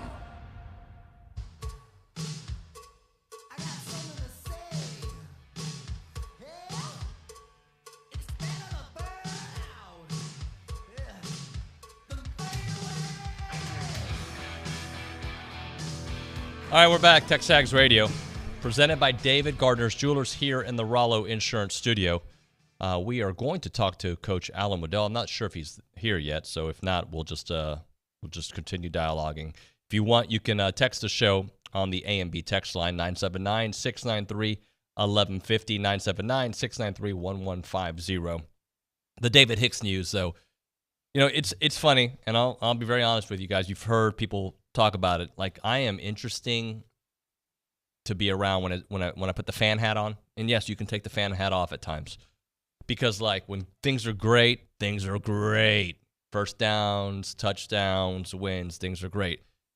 My mind works in a way where, like, when things don't go well, I think everything's going to be negative, right? Oh, if we lose this game, we're going to lose 125 recruits. Everyone's transferring. They won't even be able to field a football team. You win a big game. We're taking everybody. They're taking everybody. And that's the way my brain works. But the reality of the situation is this program puts in a lot of work that sometimes I think by that kind of thinking is he's not giving them enough credit. That is how you get a David Hicks, is by developing those relationships. That a win or a loss here or there does not matter. And you establish a culture in your locker room, and you also establish trust with these players. And I think that's something that, when we're going through the ups and downs of a season, you got all these 5 stars, you got to be, you got to be winning at some point. And they just continue to get this talent because of the relationships they have built, the time, the commitment, and the great work that they do. As I mentioned, Coach Waddell was going to join us yesterday. We had to flip him around, so he joins us here on TexAgs Radio. Coach Waddell, good morning to you. How are you? Great. How you doing today? I'm doing great, man. So, I love that top, by the way. Can I borrow it? How you like that? Yeah, I like it. Yeah. Yes. Hey, let's talk about the defense and what they were able to do in the middle of, not the middle of the game, but after the first quarter, things changed. For 2+ quarters, Arkansas really couldn't get many things going. What changed from the beginning of the game to what you saw throughout? I think they settled down. They kind of got their feel of what Arkansas was going to do to them. Made some adjustments in the secondary, especially. I think they got punched in the mouth that first quarter, like they got punched in the mouth at Appalachian State, and they said, not again. This will not happen again. And they came back, and they made great plays. I thought the secondary did an outstanding job. I mean, I'm so pleased with the improvement and the play of the Texas A&M secondary. It's going to take us a long way, especially this week. I've been getting other minds kind of help me understand the advantages of a 3-man front. I struggled with it against Arkansas, but it ended up working. It ended up working great. But against a team like Mississippi State, I did not like it last year. I think I like it this year. Explain to me the value of a 3-man front, why it works when you're taking on a team that throws the ball so fast. Well, you've got a lot of options out of it. That's the big thing. I think last year what we did was we didn't adjust at halftime. We didn't adjust what we did. We just kept on running the same defense, and they just kept picking us apart. We didn't have enough bullets in the gun, I guess. The advantage of a 3-man rush or a 3-man is that you can rush 3 and drop 8, which means you've got a lot of different combinations in your secondary. You can have a 5 under, and 3 deep. You can go 4 under. I mean, it's just all the different combinations you can have. 2 deep and still go, underneath with a bunch of people. Or you can blitz from all different angles because you've got so many athletes in the game. So that 3-man rush could become a 6-man rush very quickly. You can bluff the blitz and drop to all different type of coverages. So it really takes the game out of the coordinator's hands on defense and puts the game takes it out of the offensive coordinator's hands and puts it on the quarterback on the field and give him some looks that he might not have seen before. We have a gentleman on the chat who says he would love to see a little bit more of a delayed blitz. How could that work, especially knowing that Will Rogers is going to release the ball quickly? Right. A delayed blitz is usually good when they try to hold the ball. Sometimes a team tries to scramble the quarterback, bring a delayed blitz because the linemen lose sight of the blitzer as such. Against teams that are going to just throw the dink you to death with the little short passes, it's kind of wasting people sometimes. So it's a combination. It's all timing of when he's going to use it and what the down and distance is. On a longer down and distance where the quarterback's got to hold the ball, then it's a good plan, because it disguises easily, and it's all hard for the offensive lineman to maybe to chip off onto another blocker, the rusher. But if it's 3rd and 2 or 3 and they just want to dink it off for a first, it doesn't do much good there. Coach, the sack numbers aren't there necessarily just yet. Do you see evidence and do you see reasons to believe they're coming? I think so. I think the sack numbers aren't there, but the hurries are getting there. And that hurries can be just as effective as sacks are, especially on 3rd down when it's time to punt. And I tell you another thing, although we haven't had a lot of sacks as such, we've had a lot of coverage success. In other words, our DBs are covering people. There's no one open. So the quarterback's having to throw it away throwing into coverage, making some tough throws that aren't there. So a lot of credit goes to the total defense. It's not always the number of sacks, but it's the number of hurries. It's getting our hands up in the face of the quarterback so he can't see it. It's different drops and different coverage schemes. And then it's outstanding play by the secondary that has really stepped out with the Aggies defenses. The offense is still a work in progress, but the thing that has at least given me a glimmer of hope is that now A-Chain is starting to do the A-Chain thing, and that gets everybody. Once A-Chain had that big run, it kind of changed the way the game was played. How does that translate here moving ahead with a Mississippi State team that's got a nice defense? Oh, yeah. Well, A-Chain's a special person, and he can turn a game around with one play. And big plays are very demoralizing to defense. There's two things demoralizing. Number one is giving up like a 12, 14-play drive for a touchdown. And number two is giving up a big play. And the Aggies are A-Chain is our big play guy. We have a kind of a combination of either one. He can get the first down on 3rd and 10 from anywhere on the field. So he's a big weapon. And establishing the run game is so important. It makes Max a lot more comfortable in the pocket, and he's able to execute what he does, type stuff. He's not Bryce Young, but by golly, he's operating this offense pretty well right now. They're not beating themselves like Arkansas beat themselves trying to get too fancy the other day. Yeah, I was going to bring that up because to me, if you look at A&M's history with Jimbo, I mean, there's been a handful of blowouts, but and really SEC football in general, these games are all coming down to 1 or 2 possessions, right? And if you limit those turnovers, and I know we've heard it from the beginning of time, you can't have turnover, but that's really been the difference, right? Like, you don't turn the ball over, you win that game. You turn the ball over, and the way Arkansas was playing early, that could have been a game changer. No doubt. The turnover, the big return with the touchdown was a difference maker. In other words, A&M makes plays and the other team didn't. And turnovers are a possession where the other team can score if they turn the ball over and gives you another opportunity to score. And opportunities in the Southeast Conference with these offenses is so important. You got to limit the Southeast Conference offenses to a limited number of series, or they're going to put a lot of points on the board for you. So turnovers have always been the biggest factor of a game. If you can be plus 2 or 3 in a turnover, you're going to win 80-90% of your games.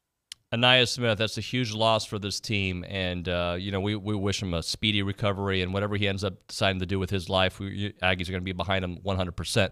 Where do they turn now, Coach? Well, they turn the next man up, and it's not just a one person. It's going to be a team. It's going to be the receiving core that has to do the job. We've got some talented young freshmen. It's time to grow up and play some football. They've shown flashes. Now we've got to show consistency in it. The running game has got to be established. We've got to establish the running game up front, control the line of scrimmage, so we don't have to pass the ball as much as we would have with Smith in there. So it changes your game plan up a little bit because he is such a dynamic player. Your kicking game is changed, of course, because of his skills at receiving the ball. It's tough to lose a player like that. There's no doubt, but that's why you have large and great recruiting classes. It's not just one person in your class; it's a class, and the whole class now needs to step up. We've had top 5 classes for the last number of years. Those 5 classes now need to rise to the occasion. Well, somebody who rose to the occasion, in my opinion, Donovan Green. It's nice to see the tight ends now starting to get a little, because they were missing in action for a little bit, but they're starting to get the looks again. Well, you look at Jimbo's history. Look at Jimbo's history at Texas A&M, and success comes with the tight ends. There's no doubt. And I'm a little prejudiced to that. I coached his dad in high school at Lamarck, and he was a very good football player, but nothing like his son. His mother must be a tremendous athlete also, because that talent definitely is special. And he's a great talent, and Jimbo's using him both catching the ball, blocking, as a person in the dressing room. He's mature for his age for a freshman. He's a great kid to be around. I've met him a couple of times, and he's a fun kid. He makes the dressing room happy, and he's going to be an All-American before he gets out of here. And we'll be watching him play on Sunday. Yeah, no doubt about that. Let's talk about Mike Leach. What do you like about Mike Leach, and where is he vulnerable at this stage in his career, as a coach? Well, Mike Leach is a special. He's a different pirate. He's a different cat out there. We faced him back in 99, I guess, when he was at Oklahoma and really had some innovative things. Then he was at Tech and had all the success. He's been very successful everywhere he goes. His offense, extremely productive, but really quite simple when you break it down. He's going to count the numbers. He's going to take what he can give. He's going to do ball control. Instead of running a toss or a give, he's just going to get the ball out there. So you've got to really be able to play with it. The biggest disappointment in Texas A&M probably since we've joined the Southeast Conference is our inability to beat on a consistent basis both the Mississippi schools. I mean, when you look at A&M's resources, when you look at the talent that A&M has on the field and on the bench and all the things going for A&M football, to lose to Mississippi State or Mississippi consistently, one of them, it seems like, it shouldn't happen. I think that we went over that barrier back 2 years ago. We went 9-1, 10-1 right there. But then last year again, up jumps Mississippi State to beat us. 3 years ago was Ole Miss. Somewhere we've got to get over that hurdle. Somehow Georgia and Alabama, they don't seem to have that problem. If we want to get in that upper echelon, then 9 out of 10 times we have to beat Mississippi State. 9 out of 10 times we have to beat Ole Miss because we are the more talented team. We have all the resources. We have the fans. We have everything needed to beat those two schools every year. And so it's time for it to happen if we want to move up to that upper echelon of college football. Coach Waddell, it's interesting about what you just said there. Last year they lost to both Mississippi schools, but they beat both Alabama schools. Yes. Not only that doesn't happen very often, and the beating both Alabama schools, they're very talented. That doesn't happen very often. Losing to both the Mississippi schools should never happen. That's just look at talent on the field and recruiting and resources that all the schools have. Hey, we got a question for you to close up the segment here from B Glow. He says, can you ask Coach if he has noticed when we do give up passes, it seems to be in the seam/curl. I would like to know what he thinks, if he's seen that or not. Yeah, that's true. That's a lot of linebacker area where linebackers have to drop, and receivers, receivers are finding that open hole. We play a lot of zone, and a zone means that receivers are looking for those open holes and settling down. When you play a lot of man-man coverage, then the receivers are going to keep running and try to outrun the defenders. But the opponents are good players. They got good receivers too, and they have good schemes, and they're sitting down in some of our open zones. But we're not giving up the big bombs, the one that kills us, and we're rallying to the ball. There's not nearly as much yardage after the catch this year as there has been in previous years, and that's a tribute to the secondary and how well they're working in practice and getting better. Coach Waddell, we appreciate your time as always, sir. Talk to you soon. Hey, we'll do it. See you. Thank you, Gig 'em. Thank Bye-bye. you so much. Alan Waddell there, the coach who brings the knowledge, spits the facts. All right, right now we're talking Caldwell Country Chevrolet. They're on Highway 21. They're online at caldwellcountrychevrolet.com. Customer service, great, the best. Write it down. I don't know why you'd write it down, but just write it down for me right now if you're anywhere. And take a picture that you wrote it down, or just type it in your notes. Best customer service, check. Right. Best deals, check. Best cars, check. And then, that's what you need when you go to Caldwell Country Chevrolet. You get all these checks. You like all the things that you're looking for when you go buy somewhere. And they're also a proud sponsor of Aggie Athletics. Can you beat that? Can you top that? No, you can't. That's why you go to Caldwell Country Chevrolet. Great place with inventory, great customer service, and they take care of the Brazos Valley. They love this community. They've been doing it for a long, long time. Zach Hester and his crew there are going to take care of their customers. They're going to give you top dollar on your vehicle, and they're also going to have complimentary pickup and delivery for service customers out there. It's not a far drive, 15 minutes, Brian Caldwell, short conversation away, but you will see the difference when you step on the lot and do business with Zach and the fellas there at Caldwell Country Chevrolet. Highway 21 in Caldwell, online, caldwellcountrychevrolet.com. He's gone to L.A. to interview Hugh Jackman, Brad Pitt, and Mark Wahlberg. Now he hangs out with Billy and O.B. It's David Nuño with TexAgs Radio on the Zone. The flagship station for Aggie Athletics is The Zone. Whenever the Aggies are playing, you can hear them right here at 1150 and 93.7 FM. Thanks to our listeners and Aggie broadcast sponsors, Schulte Roofing, Gulf States Toyota, Hargrove Insurance, and Twin Peaks. Here's a big gig-em to all these sponsors. Listen to Aggie Athletics on The Zone 1150 and 93.7 FM. Hi, this is Kelly Adams with Girard Construction. custom home builders for the Brazos Valley since 2002. Our business was founded on providing a quality product with excellent customer service. We believe our best source of business is our satisfied clients. We want you to be happy. That's why we're hands-on in each project. We are on-site and available to you when you have questions. At Girard Construction, we don't just build homes, we build relationships. Let's build your dream home together. Visit us at girard-construction.com. If you're looking for the best in the Brazos Valley, look no further than Cooper's Old Time Pit Barbecue. Seasoned and cooked to perfection, cowboy style over mesquite coals. Cooper's Aggie Special includes your choice of chopped beef, sliced turkey, sausage, pork loin, or brisket on a buttered and toasted bun, paired with chips and a soft drink for only $12.99.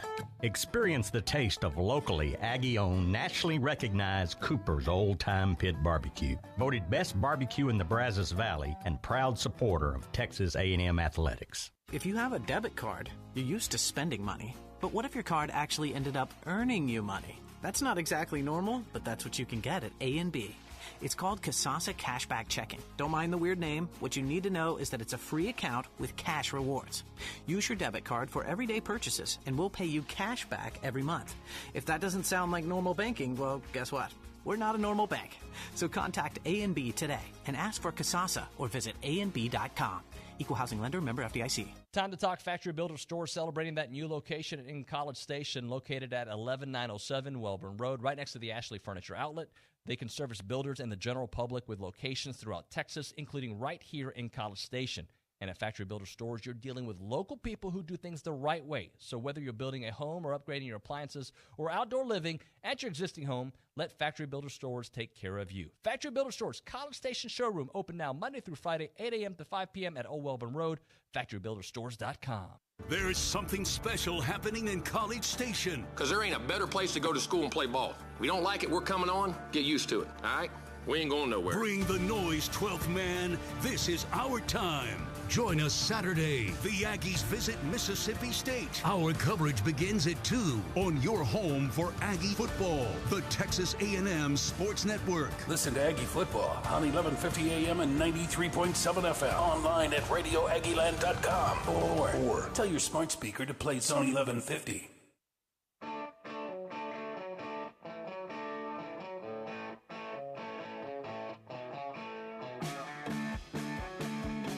The old switcheroo. TexAgs Radio, presented by David Garner's Jewelers here in the Rollo Insurance Studio. We had to flip Johnny Harris to bring him on Thursday because we got to get him on as much as possible. It is our Texas A&M scouting report brought to you by our friends at footballtakeover.com, and that would be John Harris who brings it to us. Good morning, Jay Hay. Good morning, David. I do have to admit that it was for a good reason. I mean, 2 weeks ago it was because of gout. That's a really good reason because I couldn't move off the couch. But yesterday, one of my favorite teachers of all time was having an elementary school dedicated in her name out in Richmond, Texas, where I went to school. And so I was there and they asked me to speak a little bit. So I had a chance to speak and see a lot of my former teachers, coaches, and got a chance to go back to good old Richmond Rosenberg. Man, I love that place, man. It's such a cool place. And I know there are a lot of Aggies that came out of Richmond Rosenberg. There were a ton of them that came out of my class that I know are probably listening right now. And I don't want to name some and leave some off, but I know they're listening. They're diehards and they always want to get my opinion on things. So it's always fun to go back. So that's why I missed yesterday, but I was able for you to find time to put me in today. So I appreciate it. No, I appreciate you, Johnny. So let's talk about what that Arkansas game means, big picture for A&M. They got the toughest stretch of the season still ahead. This is 2/3 of it still ahead, I should say, because obviously Arkansas was a tough one. What does it mean, though, moving forward? I mean, it was massive. I kept thinking about that during the game. We were in Chicago watching the game, and I just kept thinking about that as we were watching the game. What a massive win! I don't want to say they stole it, but they kind of did. Literally stole it. The play that is made by Chris Russell and then by Chappelle and then by Damani was, and of course I was watching the game with Mark Vandermeer, who actually called a very similar play. We looked at each other as it happened, and we both said the same thing. We're like, Ed Reed. He Ed Reed that thing back in 2001. Miami was playing Boston College, and he was calling games for the Hurricanes. And one of the defensive linemen, Matt Walters, had an interception, and he started to run with it. And Ed was like, dude, you're going down. Give me the ball. He literally went and took the ball away from him. This one was more kind of a, here, Damani, you take it sort of thing. but it just changed the whole complexion of the game. And it should. When you go the opposite direction, when you're on the 3-yard line, 2-yard line, 1-yard line, whatever, you have a 100-yard pick six. That happened for us in 2018 against the team formerly known as the Redskins. Justin Reed took one. They were about to tie the game up, and Justin took one and went the other way. And all of a sudden, instead of being tied, you got a 14-point lead. So instead of Arkansas having a 14-point lead, you go down and cut that thing to 1 going into halftime, and now you feel like the whole game is right there. And then physically, the offensive line started taking over, and then A-Chain really found himself, 150 yards, I think, on 20 carries, 19 carries, something like that. It's just a really strong performance from that regard when you really needed it. When you had to impose your physical will, you went and you did it. And I think there's a lot of things you take out of there. And look, everybody thought it was going to be a tooth and nail kind of ball game. And sometimes it comes down to, did you make the one play you had to make? And yes, they did. Did Arkansas make the field goal that the kicker was supposed to make? Nope, hit the upright. So you walk out of there, and people might forget the miss, maybe not. What they'll remember is A&M walked out of that game with 2 wins over top 10 teams in back-to-back weeks, and that's a huge feather in their cap. Now, the tricky thing is this game, going to Mississippi State. Mississippi State is not a great football team. It's not. But they have a quarterback.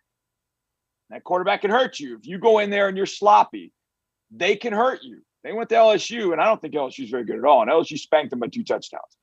I think Mississippi State has some players at key spots, but I don't think Mississippi State is in the same class as A&M. But we've seen that before. We've seen A&M 4th in the country when the first playoff poll comes out. They go to Mississippi State and whack. Mississippi State just hammered them.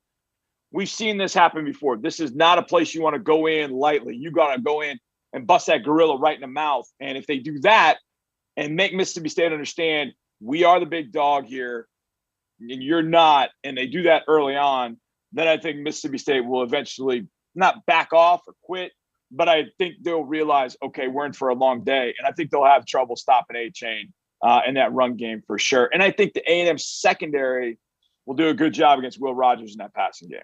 Well, let me follow that up with this. The offensive line, I'm watching it in the Arkansas game. In the beginning, I was not impressed.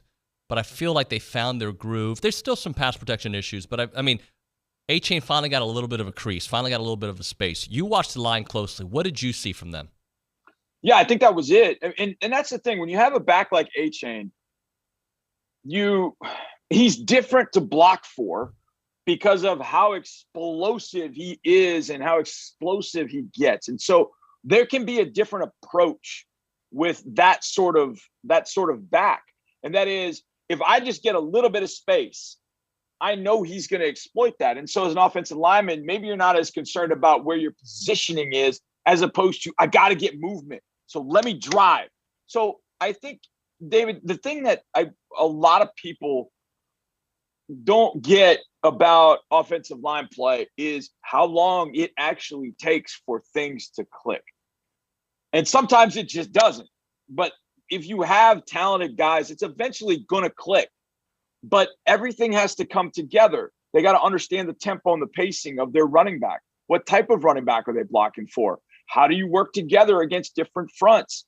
What your communication has to be. You've had some injuries and some movement, especially in the interior through the first few games. If you get continuity, then you start to see some things. And I would imagine when they went into the locker room, there may not have been some paint peeling off the walls, but there may have been a come to Jesus meeting saying, look, they're right in front of you. This is not a great front for Arkansas. This is not like the front they had last year. They had Ridgeway up front last year. They had Williams on the outside, who was very, very good.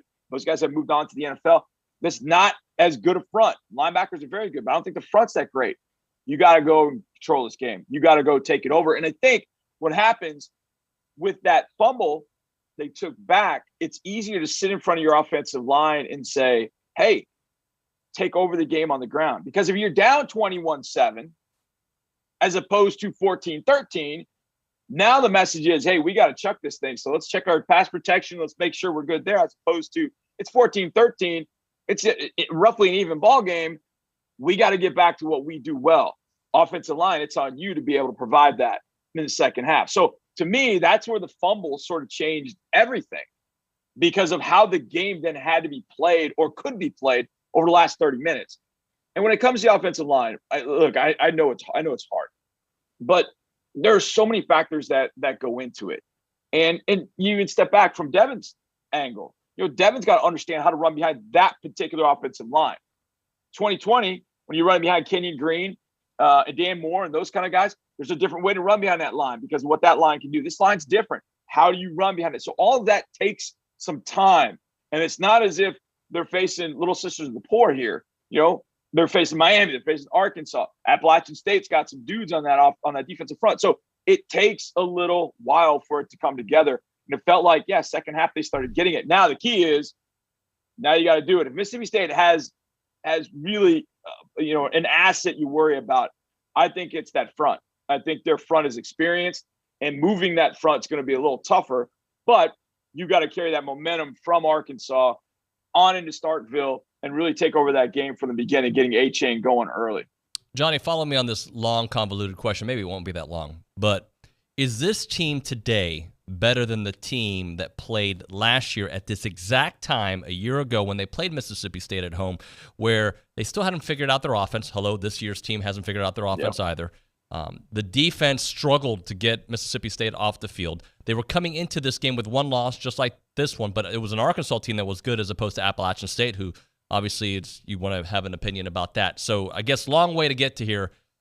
Where is this team today compared to where they were a year ago heading into this game, but now it's Starkville? I feel like I trust the defense more, even though the defense last year, had some players on it. I feel like I trust this defense more, and I feel like this defense will be more consistent. I think the secondary is better, and there are a lot of the same pieces, but it's just an improved unit. I don't think Mississippi State can throw the ball effectively on that group, and I feel like the front can go get Will Rogers and make his life really, really difficult. So I feel like defensively, this is not going to be a unit that falls apart. Offensively, I still think it's work in progress. I still feel like that is certainly the case.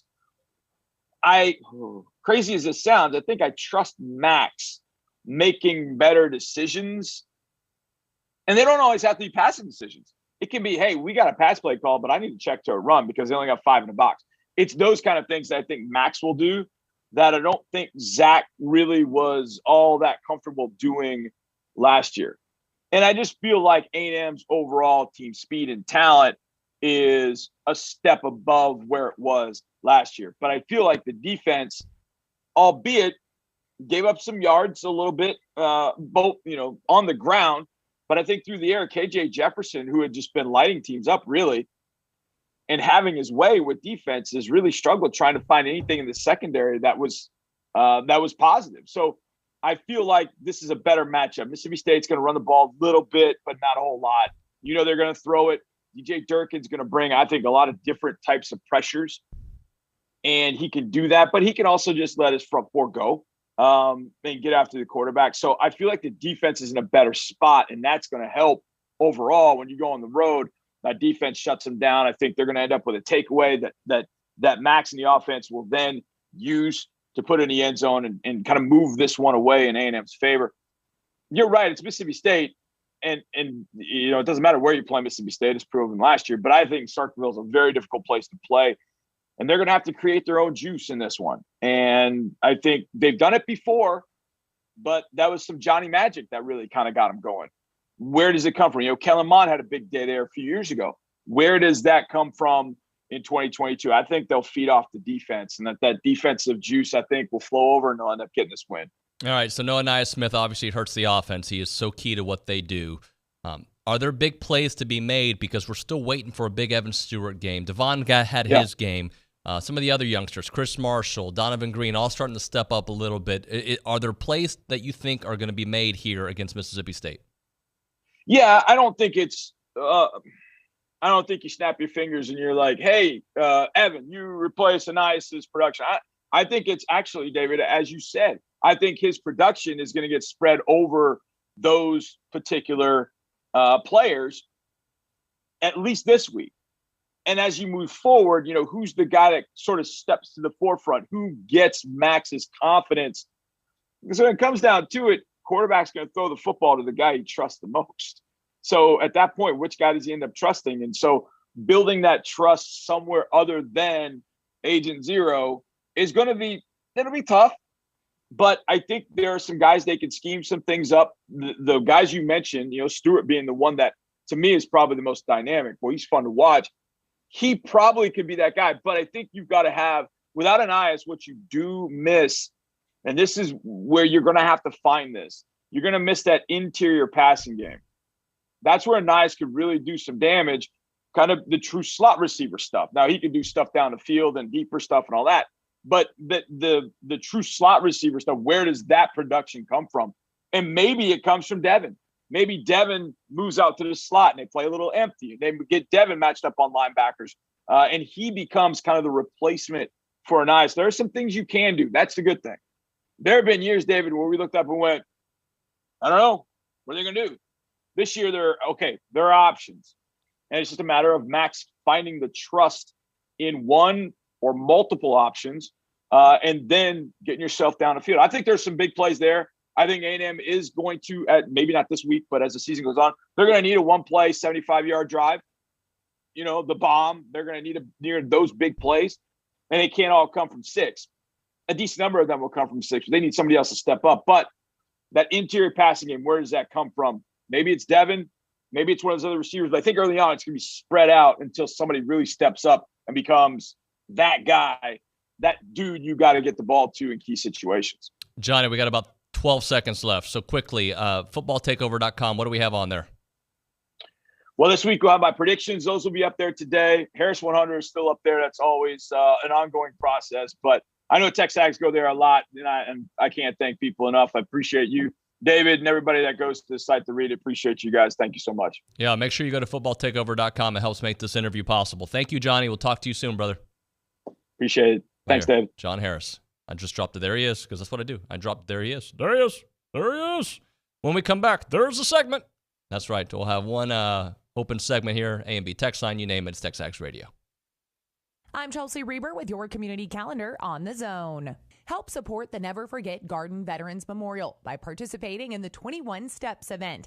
On Saturday, October 15th, run or walk the half-mile path in the Brazos Valley Veterans Memorial with guides available at monuments. More information is on their Facebook page, NFG Veterans Memorial. The Pizza for a Purpose drive-through dinner is a Rotary Club of College Station fundraising event on Sunday, October 16th at Napa Flats. For $40, a pizza for 2 and a bottle of wine or non-alcoholic alternative can be picked up between 4:30 and 7:30 p.m. Now on display at the Brazos Valley Museum of Natural History, Checkered Past, the story of board games. Visit brazosvalleymuseum.org for more information. You can hear the Aggies take on the Bulldogs this Saturday, starting with the pregame show at 2 and kickoff at 3 here on Zone 1150 AM and 93.7 FM and online at radioaggieland.com. That's your community calendar. I'm Chelsea Reber on the Zone. Start your sports day with Keyshawn, J. Will, and Max, powered by WC Tractor. Weekday mornings from 5 to 8 on 1150 AM and 93.7 FM. Or just tell your smart speaker to play Zone 1150. WC Tractor is your local award-winning Kubota and New Holland dealer. Call them with your questions at 1-888-8-TRACTOR. That's 1-888-8-TRACTOR. Or check them out online at WCTractor.com. Rise and shine. Weekday mornings from 5 to 8 with Keyshawn, J. Will, and Max from ESPN Radio. Powered by WC Tractor. Here on The Zone.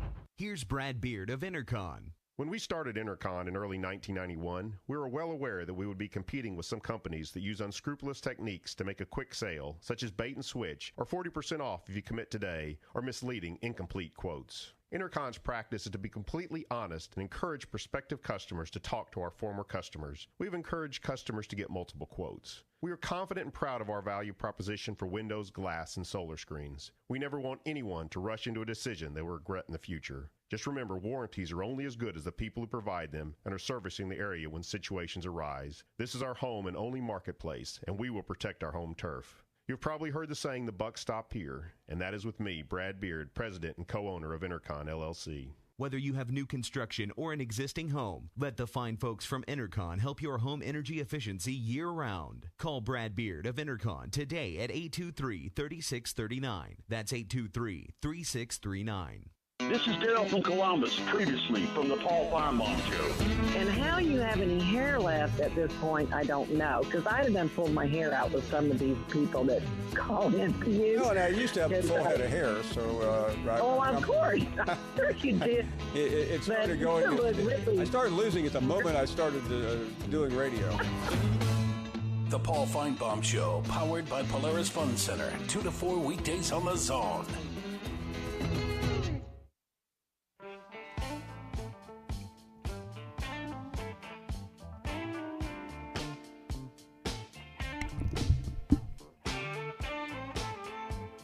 And we're back. TexAgs Radio, presented by David Gardner's Jewelers here in the Rollo Insurance Studio. Appreciate the text messages there on the A&B text line. I'll get to a couple of those before we hit the break. But, you know, there was a question on the YouTube page. And, by the way, thank you to the CW for watching, the Zone, obviously listening, YouTube, and TexAgs.com. But there was a question that came up of, you know, if Mississippi State's bad, why are they favored by 4? I think because it's a hard trip. It is a hard trip to go to Starkville and win. It's just, it is. And Mike Leach is the kind of coach that it doesn't matter the talent that he has out there. He knows how to move the ball, and it can be very difficult. And I felt a lot better talking to John. I've actually been more optimistic this week significantly more optimistic this week than I was last week against Arkansas. I find Arkansas to be a better team than Mississippi State. I find Mississippi State, though, to be an intriguing matchup because of what they do well and what A&M struggled with last year. But it is a different defense. It is. It's just a better secondary and an evolving defensive line and linebackers that are, you know, stepping up. They've got to continue because the depth there is obviously a concern. David Edmond sends in on the A&B text line. Can we please start fast in Stark Vegas? Our slow starts are making me lose my hair, and I'm already bald. Well, that happens. I'm sorry about that. Yeah, look, to me, the slow starts, especially against a team that can throw the ball the way this team can, you don't want to fall behind quickly. You do not. And I would just like to see what this team does playing with the lead for significant time. They played with the lead against Miami. There is that. Tyler in Virginia says, speaking on offense, their ability to sustain longer drives and increase their time of possession, I would say, helped our defense and allowed them to make adjustments to Arkansas 7 points in the second half. 100%. What was it? 29 minutes of time of possession. Let me see if I have it here. 29-26 to Arkansas 30-34. Let's get closer to that 30. I'd like to see 31, 32. That's just me. 34 would be great. We'll get there when we get there. Devon getting going. And yes, it is Devon. I know some people have been saying Devin. It's Devon. We will certainly see how that translates here the rest of the way. When we come back here on TexAgs Radio, yep, it's everyone's favorite, especially Louie's, The Fan Show, presented by Girard Construction. Kelly Adams, Hunter Shurtleff, and Matt Browning will be here in studio. It is all of that and a bag of chips, whatever that means. It's TexAgs Radio, presented by David Gardner's Jewelers. We'll be back.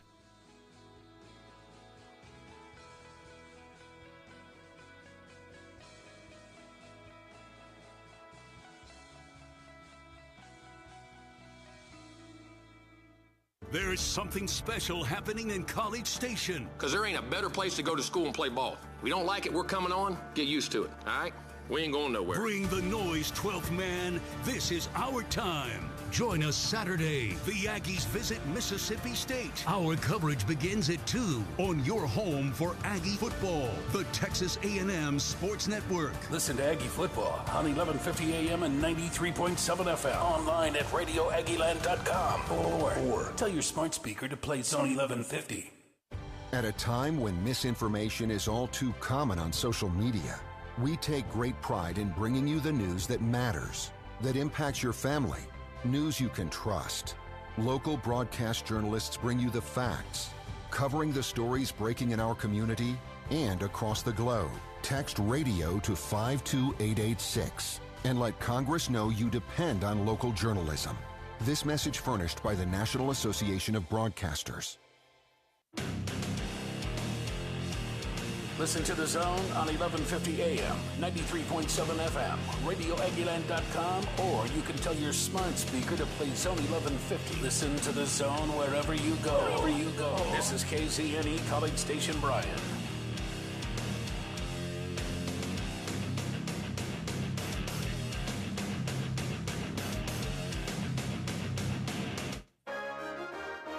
From WTAW, I'm Chelsea Reber with a news update on The Zone. Threats of shootings at 2 Bryan ISD schools lead to arrests of 2 juveniles this week. According to Bryan police, the first incident was September 23rd when authorities were made aware of a circulating Snapchat message about a shooting threat at Davila Middle School. The threat was determined to not be credible, and a 12-year-old student whose message accused another person of the shooting was arrested on Tuesday. 3 days later, authorities were notified of a text message referencing a shooting at Rudder High School. A 15-year-old was identified and arrested Tuesday on a warrant for making a terroristic threat. BISD says that mental health services have been provided to that student. Texas A&M President Catherine Banks gave her first State of the University address yesterday afternoon. The president discussed student support. To assist students with the cost of education, we're embarking on a scholarship campaign with a goal of an additional $100 million over the next 4 years. Also, over the next 4 years, President Banks says through faculty retirement, replacement, and new positions, they will hire over 500 faculty members.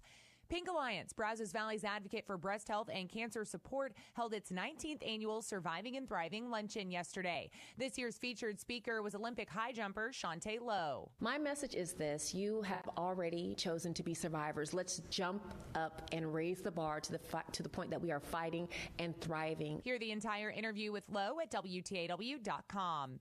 Friends of Chamber Music kicks off its 27th season tonight at Rudder Theater. Elena Reese is their artistic director. I am super excited about this concert, not because it is an opening night for us, but because we are bringing a superstar of classical jazz. Reese says that superstar is 22-year-old Samara Joy, who she describes as a first Gen Z jazz star.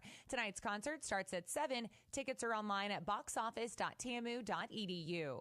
I'm Chelsea Reber on The Zone. What are you looking for when you need a lawyer? I'm Hunter Shurtleff. I help my clients identify the legal issue and use my 25-plus years of trial experience to solve the problem. I'm selective in what cases my firm takes so I can provide the best legal services, and you get to talk to me, not an assistant or receptionist. Whether it's in the courtroom or the boardroom, find out how Shurtleff Law can help you or your business. Go to bcsattorney.com. That's bcsattorney.com. Come experience The Warehouse at CC Creations, the world's greatest Aggie shopping experience. With 28,750 square feet, The Warehouse at CC Creations is the Guinness World Records title holder for the largest collegiate merchandise store in the world. We are your one-stop shop for your entire family to stock up on Aggie apparel and gifts. Shop in-store 7 days a week or online at thewarehouseatcc.com. Keep the tradition. Shop The Warehouse, located at 114 Holloman, just 1 mile south of Kyle Field. Good morning, sports fans. I'm Zach Taylor with your Aggie Sports Minute on The Zone. This Sports Minute is brought to you by Hoco Metal Roofing and Supply. Call 936-825-0500 or click HocoSupply.com. Number 17, Texas A&M football faces another big test this week as it hits the road for Mississippi State. Now, the Bulldogs and their air raid offense got the better of the Aggies last year, but defensive back Tyreek Chappelle thinks he has the winning formula. It's pretty much all just communication, and we got to have a great tempo lining up because we know the air raid, cause like they beat us last year like that. So this year we got to make sure we just have a better tempo and better eyes as well. A&M boasts the 10th best passing defense in the country, while Mississippi State has the 7th best passing offense. Kickoff is Saturday at 3 o'clock in Starkville. The Zone Game Day Show, brought to you by TexAgs.com, gets underway at noon right here on The Zone. A&M women's soccer is on the road tonight, paying a visit to number 12 Arkansas. Coach G. Guerreri on the showdown with the Ladybacks. Fayetteville is different than other places. I mean, they're very much a high-pressure, chaotic experience. And so, usually the more mature you are, the older you are, the better you can handle that type of situation. G and the ladies are still in search of their first SEC win of the year. Teams take the pitch at 6 o'clock with coverage beginning at 5:45 on Gospel 97.3 FM. And that's been your Aggie Sports Minute, brought to you by Hoco Metal Roofing and Supply. On The Zone, I'm Zach Taylor. I, Louis Bellina, am inviting you to be a part of the Bellucci Hour brought to you by Dos Equis, each and every Thursday, 1 p.m., a part of the Louis Bellina Show. The Bellucci Hour, brought to you by Dos Equis. Enjoy college football this season with your friends and a cool, refreshing Dos Equis lager. Get a dose. It's the Bellucci Hour, a part of the Louis Bellina Show, brought to you by B&B Automotive and Superior Auto Service.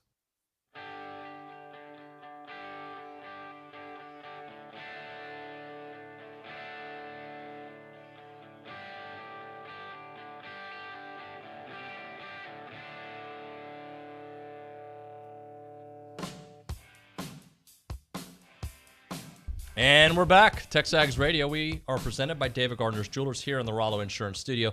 And now it is time for the Fan Show. Still not going to do Everyone's it. favorite. No, we need a different Here we jingle. are. Yeah, can we get a better We've intro? kind of changed the jingle weekly. It used to be Fan Show. Yeah. It's all good. I want a whole different intro. So we need Chance fantastic. McClain to go back in his grab bag and make us a really good one. You're right. Yep. You're right. Yes. In fact, we need to ask him to do that. That is true. By the way, we're brought to you by Gerard Construction.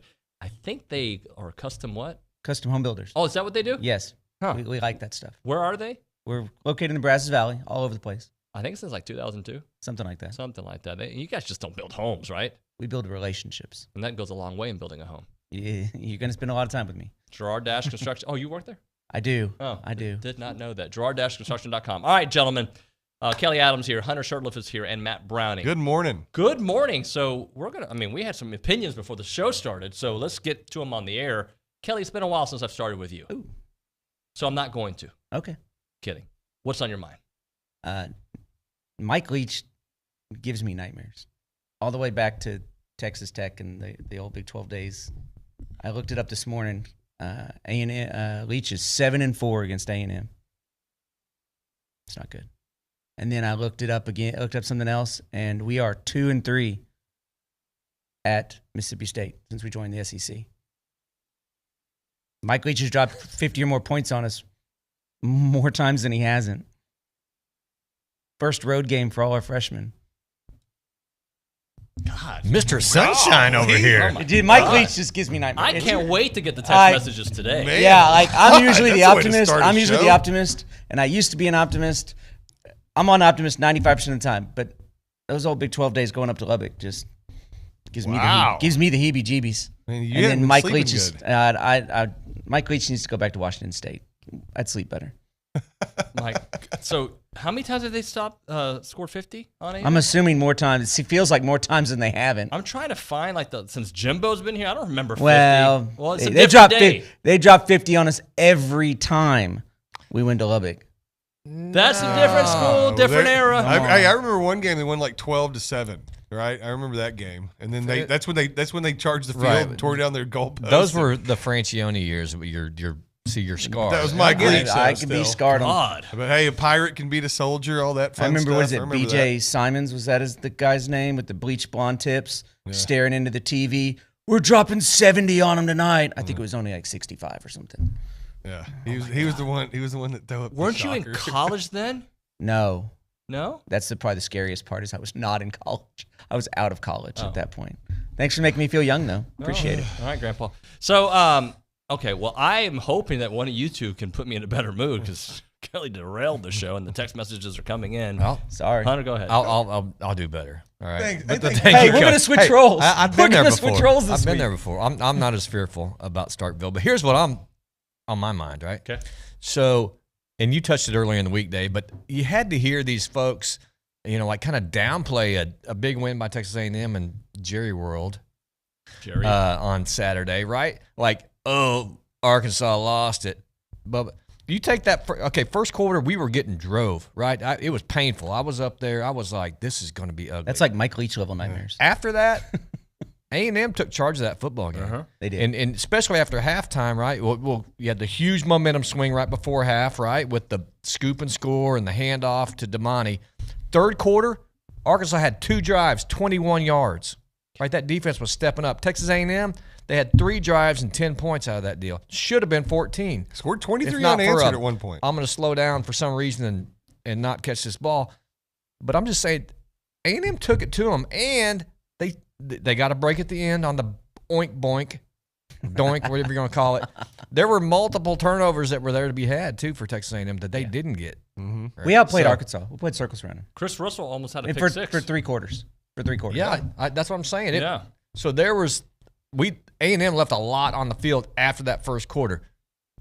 Yeah, we got some issues, right? 4 3 and outs to start the game. You got to start. Slow start. You know, and they did start better against Miami. Remember Max's first drive? They went right down the field. Should have had 6 there. He ended up with a field goal. I was a little more optimistic there. But man, that was fun walking out of Jerry World with the W because.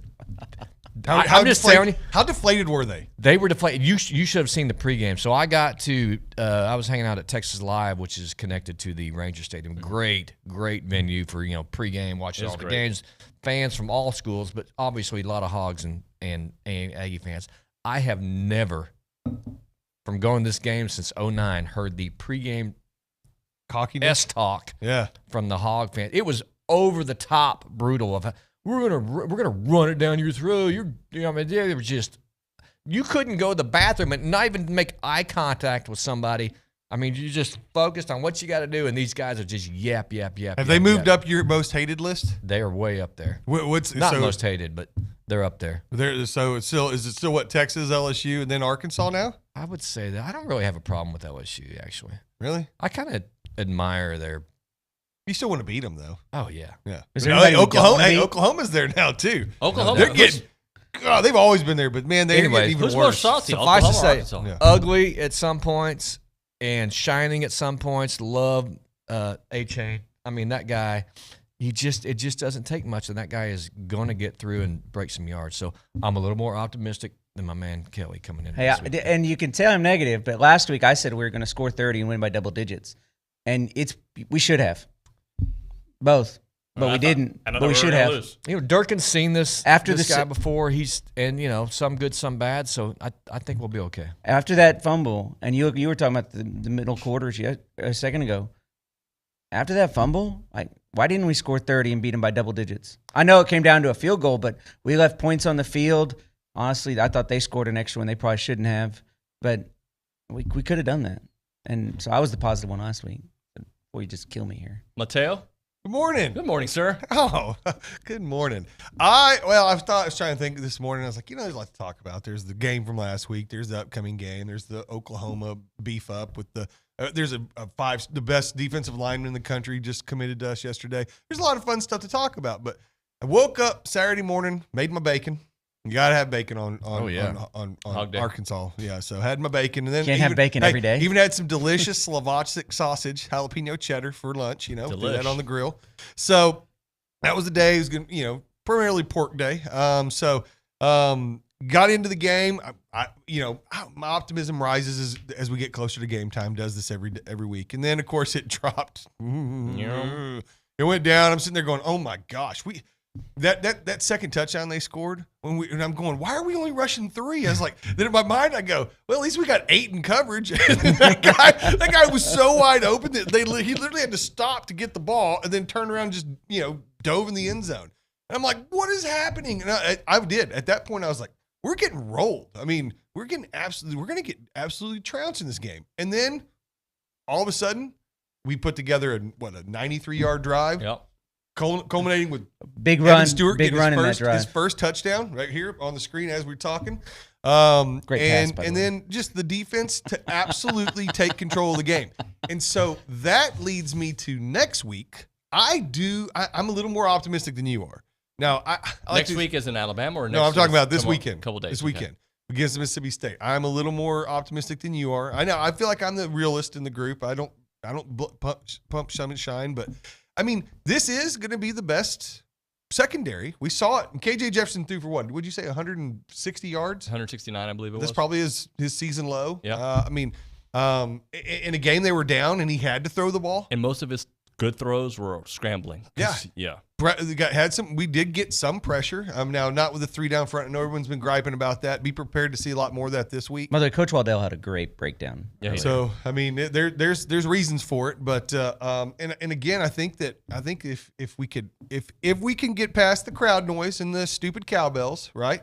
this week, and the offensive line can communicate, and we can run the ball. We can keep the ball out of their hands. And again, this will be the best secondary Will Rogers sees all year long.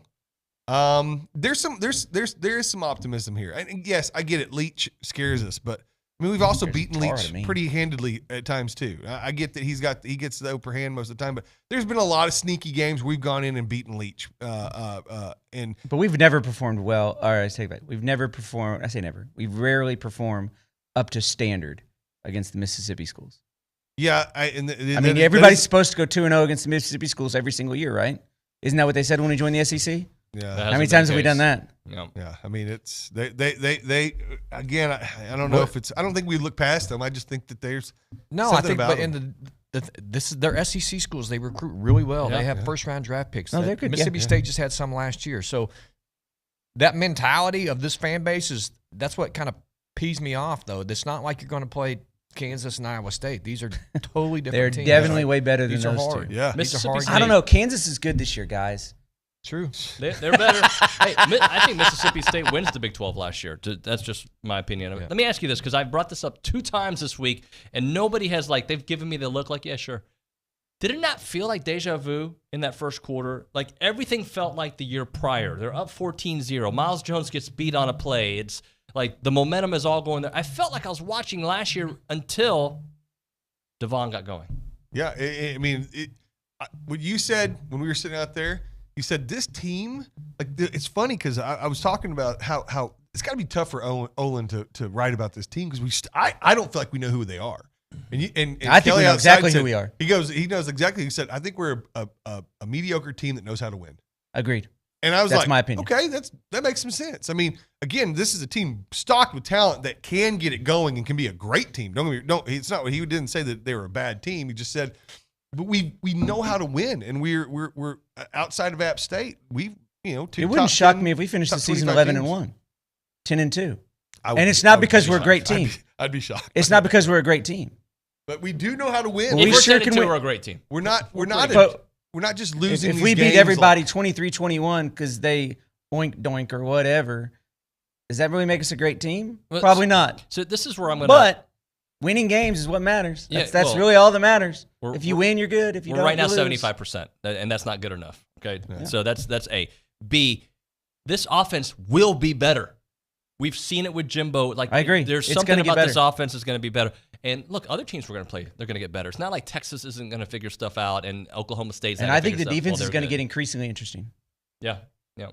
They're already good, but I think they could be really good and really interesting. But to be better, how do they be better without their second best option, if not their first best option, Anaya Smith down for the year? That hurts. Moose has to play better. Just for the young man is painful, right? Yeah, because he's been not only is he so good in the heart of our team, but he comes back for the senior year. Unlike a lot of our players that have failed to do that in the past when we could have used them, right? Mm-hmm. And I get it, the NFL dollars are out there, but this guy comes back. He's a team leader. Faced some adversity over the summer, overcame it. It's just how can you not root for Anaya Smith? Yeah, and especially after what gets me too is funny is I remember when he committed. Nobody cared. I remember literally because he wasn't on anyone's radar. He was a 3-star prospect. I think he was the only 3-star in that whole class, wasn't he? And we're sitting there and we're looking at this class. We're still, we need Javon Shepard still and all these other guys. And we had limited room. And then out of the blue, this guy named Anaya Smith commits to us. I remember people on the boards going, does this kid even have a committable offer? Who is he? We've got these 5 stars we want. And he comes here and he's from the get-go. Instantly. Yes. Instantly, his freshman year, he's amazing, and he plays so hard, and he does all the dirty stuff. And he does whatever you ask. He flips over to running back for the bowl game, blocking. He does all these different things. He does it really well. And you're right. He comes back for a senior year. He loves this team. He loves Jimbo. He loves A&M. He loves the fan base. He's been as good an Aggie as we've ever seen. And to lose him that way his senior year. Is now granted, I think that this kid's one of those that has the mental toughness that he's not going to let this get him down. He's going to, he'll persevere through this, but it kills you for him. It slays you for him. I went back and watched. I went down the YouTube rabbit hole the other night, and I literally went back to 2012, and you can go on YouTube and get like those little 10-minute clips of all the games. Right. So I wanted to go back and watch we've beaten them 10 out of the last 11. So I went back and started watching. Number one thing I did get is 2017 Miles Jones was on the field, by the way. He's been here forever. Yeah. So, but you go back and you see Anias his freshman year, sophomore year, junior year. I mean, and he's making plays in big plays in every one of those games. Yep. And this was just the Arkansas series, right? And so losing him, how do you replace that? You don't. I mean, you're going to have to do it by committee. The production, it can be replaced. The heart, you can't. I mean, right? If you watch the polls from this week, he's the guy in the huddle before the game, rah-rahing the guys, getting them fired up. He's the leader of that receiving corps. He's the leader of that offense. I think he's the most vocal guy on that offense, and to lose him is absolutely devastating. I think. I mean, it's devastating. I know I'm not saying that our season's over because we lost to Anias Smith, but that production is going to have to be picked up from somewhere. Luckily, we got talented guys that can do it, but man alive, that one hurts. It really does. All right, we got to hit a break. When we come back, a text from Chase in Houston that we need to get into. Hey, Chase. And one of the things he says is, "Damn, Kelly, you brought him down." I look good, don't I? Oh, is that not what he said? Just everybody be quiet. Let the attention go to Kelly for a second. Brutal. All right, guys. Right now we're talking Big Shots Golf Aggieland, Anthem Kitchen and Bar. They've got the restaurant inside. Big Shots is a sports bar built for every fan. I know somebody's been here. Who's been there? You been there? Oh, yeah. Oh, yeah. I love it. Not yet? Negative. We got to change that. All right. It's your new favorite hangout. Plenty of seating for your entire crew. Tons of screens and some truly next-level scratch-cooked items. And dueling piano events. What is a dueling piano event? It's like it's like a comedy thing. It's not like a rap battle. But it's like comedy. They make jokes and stuff. It's pretty fun. Yeah. And play fun tunes. Sing along stuff. It's good music and some fun times. See, you guys are all helping tell the story. I love that. They got happy hour there. They got other great things: bold flavor, handcrafted cocktails, and an amazing brunch. Every Big Shot's got an anthem to come celebrate. So go do that at the Anthem Kitchen and Bar, located at Big Shots Golf Aggieland. Visit the website anthem.bigshotsgolf.com to learn more. I'm Chelsea Reber with your community calendar on the Zone. 5 alumni and supporters of Blinn College will be inducted into the Blinn College Alumni and Friends Association's Hall of Honor during a ceremony on Friday. The ceremony will be held at 11:30 a.m. in the Janice Sneed Banquet Room in the Brenham Campus Student Center. The Texas Lions Camp Fall Festival is Saturday, October 1st at Santa's Wonderland. Activities include live music, a car show, and a free kids zone. Proceeds benefit Texas Lions Camp. Visit tlcfallfest.com for more information. Aggieland Fly Fishers is sponsoring a family-oriented fly fishing festival on Saturday, October 1st at Milliken Reserve. All proceeds benefit the nonprofit Good Fly that conducts free fly fishing workshops to reduce stress and anxiety. Purchase tickets at aggielandff.org. Mississippi State Saturday starts at 12 with the Zone Game Day Show brought to you by TexAgs. Join Dusty, Bryce, and Louie from noon till 2. That's your community calendar. I'm Chelsea Reber on the Zone. If you have a debit card, used to spending money, but what if your card actually ended up earning you money? That's not exactly normal, but that's what you can get at A&B. It's called Kasasa Cashback Checking. Don't mind the weird name. What you need to know is that it's a free account with cash rewards. Use your debit card for everyday purchases, and we'll pay you cash back every month. If that doesn't sound like normal banking, well, guess what? We're not a normal bank. So contact A&B today and ask for Kasasa or visit ANB.com. Equal housing lender, member FDIC. Time to talk Factory Builder Store, celebrating that new location in College Station, located at 11907 Welborn Road, right next to the Ashley Furniture Outlet. They can service builders and the general public with locations throughout Texas, including right here in College Station. And at Factory Builder Stores, you're dealing with local people who do things the right way. So whether you're building a home or upgrading your appliances or outdoor living at your existing home, let Factory Builder Stores take care of you. Factory Builder Stores, College Station Showroom, open now Monday through Friday, 8 a.m. to 5 p.m. at Old Welborn Road, factorybuilderstores.com. Steel Co. reminds all listeners that last year, over 50% of our children were bullied or teased. This daily ritual leaves them in despair, feeling like there's no way out. Be someone that a child can go to for help, and let's stop the intimidation now. This message is from the cleaning crew at Steel Co., serving the Bryan College Station area for all of your home and office cleaning needs. Quality, dependable cleaning. Call for a quote at 800-317-9808. That's 1-800-317-9808. Steel Co., wishing our kids a happy and safe school year. Do you love Aggie football? The Louie Bellina Show, presented by B&B Automotive and Superior Auto Service, two remarkable businesses, one great family. We love Aggie football too. Every Monday at 2, it's Aggie Football Media Day. Jimbo Fisher live, thanks to T-Mobile. And every Wednesday, we listen into the players. Also, thank you, T-Mobile, the official 5G provider of the SEC. Check in with the Louis Bellina Show weekdays, 11 to 2. Bust it.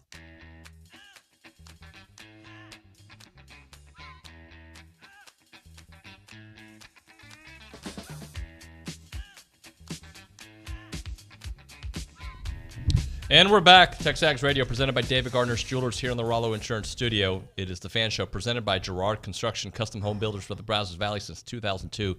They're local, they're reliable, and they're with you every step of the way. Learn more at girard-construction.com. All right, gentlemen, let's get into some text messages here on the A&B text line. Here's one from Chase in Houston. He says, we can also turn A-Chain into a downfield threat in the pass game more, make him more Reggie Bush at this point, and make him go run a go route and let him just run under the ball for 6. Yeah. Hey, what's it look like if Can I state my Nancy negative part there? Please. Yes. Yeah, when you're struggling to complete 10 passes a game, maybe not emphasize your passing game. Keep A-Chain in the backfield. Let him go. I got it. Start this one. Negative. Start this one. Yours Good question, though. Yeah.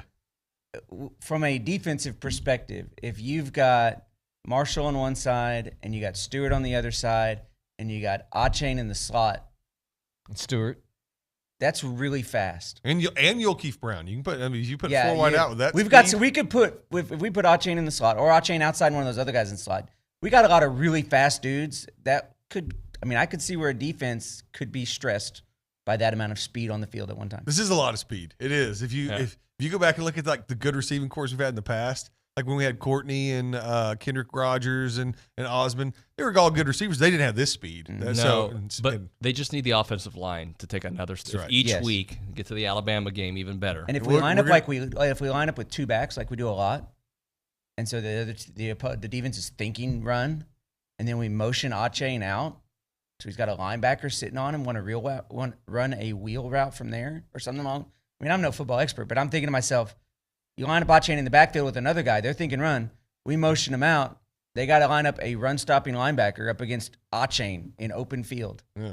I like my odds. Well, has there ever been a superstar athlete that has had his name mentioned different ways more than Devon A-Chain? I know. We've got Devin A-Chain. We've got Devon. Did I butcher it? No, I butchered it. I don't know if you butchered it, but that's what he's saying. Fairly certain it's Devon A-Chain or A-Chain or some people call him Devin. Some people call him Mark. I don't understand that one. Hey, let's make it official right now. What is his name? I'm going with Devon A-Chain. Devon A-Chain. Yeah. That's how I've heard it said, and I've heard him respond that way. Yeah. And I mean, he's no Brett Favre, but I remember Bronny, like when the kid committed. I remember Bronny actually on the show going, I remember his name is Devon A-Chain is how it's pronounced. I apparently still butchered it, and that's okay. And there's the new guy, Samu, and I won't even try to say his last name because I have to write it phonetically, who's going to be at A&M next year. So I just call him Samu for Bronny listening. All right, gentlemen.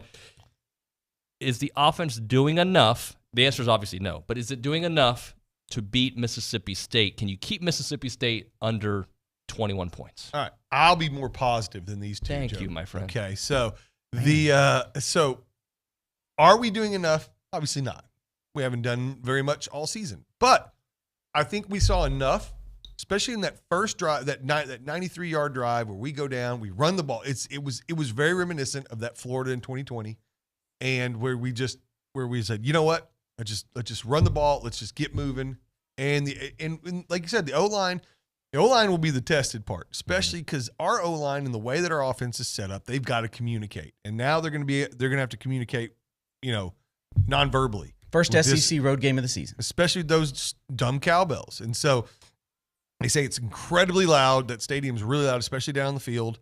It's hard to hear. And so that we'll see. But I think if the O-line plays well and we can control the ball and run the ball, and with our, like I said, with our secondary, that's the best secondary in the SEC. I really truly believe that. I mean, there's studs all over our secondary. We can play a lot of zone, or we can play a lot of man. We can do whatever. I think, there's a path here. There's a path. What's that offense going to have to score though to beat Mississippi State? I think we can hold it Mississippi State to. I mean, our bend but don't break. I mean, Arkansas has a really good offense. I mean, they only scored 21 points. Arkansas's offense is really good, and we held them to 21 points. The other thing about Mike Leach that, again, he gives me nightmares, so I think about this stuff a lot.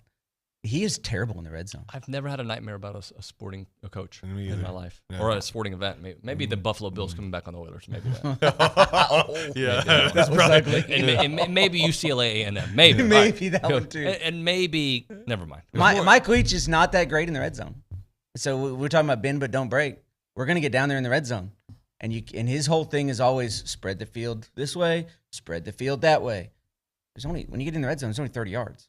There is no spreading the field this way. Yeah. You can only spread it that way.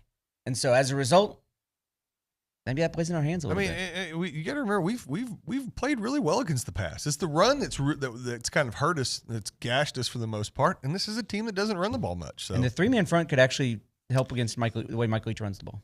When they do, they're breaking off like 30-yard runs. So yeah, they do. I mean, so you got to watch that part of it. LSU, they were playing tight on the receivers. They were getting pressure on the quarterback, which I think that's the key, right? Yep. You only have a couple of seconds to do it. He's going to get rid of the ball quickly. Same old Leach stuff, wide gaps, hard to get there. So pressure on the QB is important. The D-line, he's really good. Well, I was going to ask that because how is he the best quarterback A&M has faced? And then the easy answer is yes, but let me throw this out there.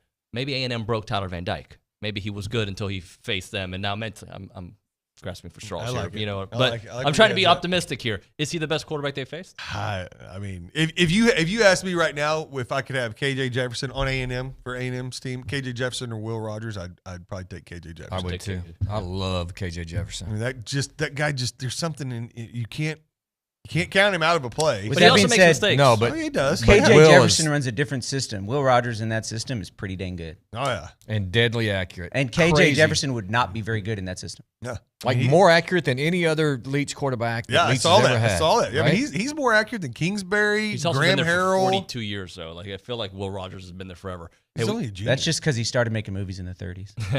Hey, we got a text on the A&B text line. Ray in College Station says Devon's name is actually 6 for 6. So there is that. Oh, yeah. Right. I like it. Monaco. There you go. We'll come back with more. It's TexAgs Radio presented by David Gardner's Jewelers. He's got the moves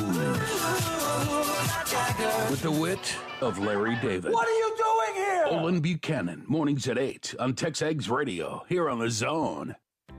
You know us through the Aggie Ring and our work helping current and former students. You also know that we work to uphold our traditions and help bring Aggies together around the world.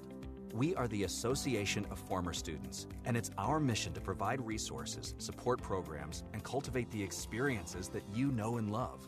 But have you ever stopped and wondered why? Why does the association support Texas A&M and Texas Aggies? Why are we always here, there, and everywhere for the Aggie Network?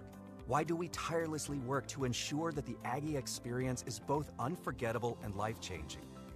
Well, you may be surprised to learn that the answer to why is as unique as your own Aggie story. That's why we created IamTheWhy.com, a place for shared Aggie stories and unique perspectives. It's where you can hear the why, see the why, and discover why Aggies like you are the why.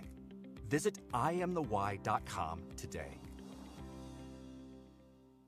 Here's Brad Beard of Intercon. Replacement windows, like other major purchase items, will at some time in the future need service, whether warranty or not. If you purchase your replacement windows from Intercon, you'll just phone our local number and we'll take care of your issue in a prompt and professional way. Every one of Intercon's personnel who answer the phone will know how to involve the right people to find a solution. With Intercon, you won't spend hours manipulating through an automated phone tree. If you consider purchasing your replacement windows from another window source, a good exercise would be to call the service department of the other company. You might come away thinking it'd be better to put your trust in a local company with a solid and well-established reputation. Ask your friends and colleagues about the customer experience they had with Intercon. We are proud of our track record and our commitment to long-term customer service. Trust Intercon, a family-owned local business, with all of your window needs. Whether you have new construction or an existing home, let the fine folks from Intercon help your home energy efficiency year-round. Call Brad Beard of Intercon today at 823-3639. That's 823-3639.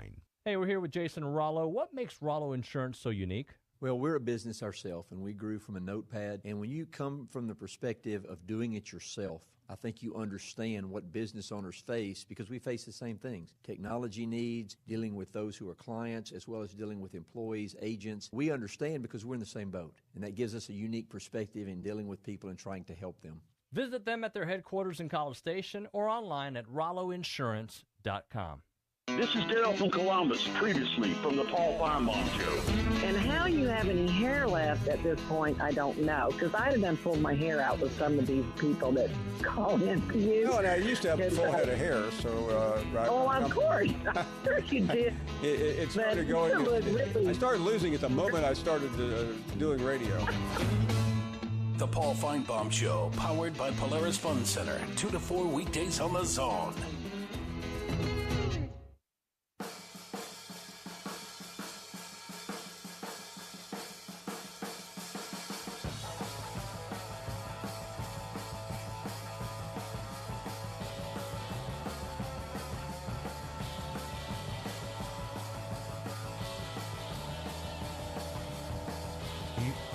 And we're back. TexAgs Radio, presented by David Gardner's Jewelers here in the Rollo Insurance Studio. TexAgs Radio's fan show presented by Gerard Construction. I forget what they do, Kelly. What do they do? We build custom homes. Oh. And we like that. But you usually do it in the Brazos Valley. We like to do it in the Brazos Valley. Yeah. And you don't just build homes? We build relationships. All right. Thank you very much for helping me out. I forgot the website, too. What is it? Gerard-construction.com. Nope, you're not getting a discount on this segment either. All right, it's TexAgs Radio. Let's get into it, guys. We had a plan for this segment, but you brought up something you wanted to talk about. So let's talk about it. A little school in Oklahoma that they're pretty mad at us right now. A little salty, huh? Yeah, they're big mad. DJ David Hicks picks A&M. Yeah. Yesterday on the show, Bronny said it was 50-50. Mm-hmm. He also spent a couple of two out of the last 3 weekends at A&M. He was here for the App State game, and everybody thought it was over. But he actually stayed after the game and hung out with the staff. He was here for the Miami game. Mm-hmm.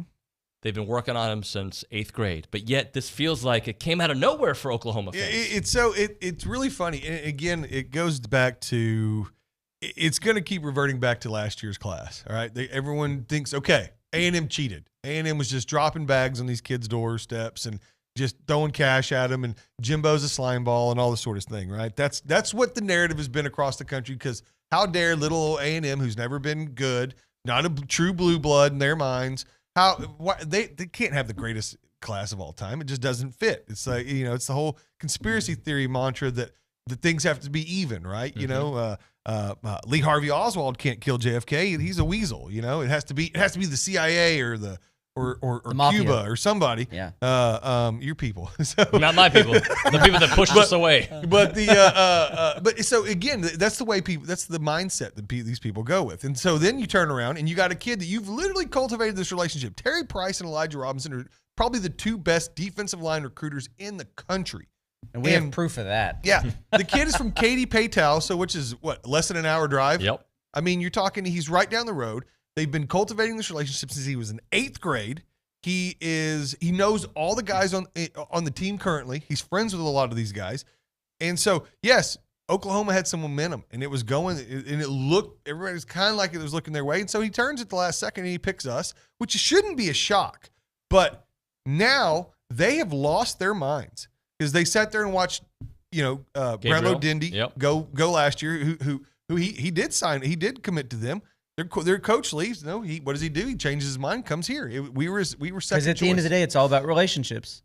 It's about relationships. He didn't have a relationship with building relationships. Gerard Construction. So but he didn't have a relationship with Venables. Yeah. So you look at this, and so I don't see why they feel it's that big a stretch. But you go back to last year's class, and they're thinking we're just dropping bags and we're just slimy and all that. They better get used to this. Well, the best thing I saw, somebody wrote this. They better get used to this. Oklahoma has been the tallest short guy in that conference. I didn't want to say what everybody else would say, but they have been truly benefited by the Big 8 and the Big 12. They have dominated these little conferences since the 50s. This is going to the SEC. I'm not kidding. They're going to be Arkansas. They're going to end up in that. I mean. If you're a kid in Texas and where they get their recruits from is the state of Texas, and they could preach, hey, Big 12 championships every year, best route to the college football playoff. They're not going to be able to do that now. because they're no longer going to win SEC. They're not. I mean, they may win 1 or 2 here and there, but I don't think they will. I think they're getting rid of their top recruiting thing. I mean, if you're a kid, if you go, I mean, if you're a kid in Texas and you get to choose between the 4 closest schools, which are Oklahoma, Texas A&M, or LSU. Those 3 southern schools are far better options from an educational standpoint, a facility standpoint, NIL standpoint. Even LSU's is better at that than Oklahoma will be. So let me throw this out there too, because I was listening to this podcast yesterday that was kind of spitting fake analysis out there, and one of the things that they said, and look, I don't know Todd Bates' relationship with these guys. Okay, he's the defensive coordinator there, co-head coach at Oklahoma. And they said, nobody's built a better relationship with David Hicks than Todd Bates. Todd Bates was at Clemson. Maybe he did build a relationship since 8th grade. Maybe. Yeah. I don't know. I don't know the answer to that. Yeah.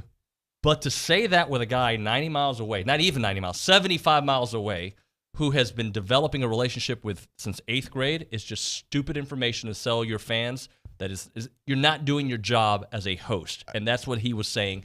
Bates maybe has a great relationship, or maybe he started it 6 months ago.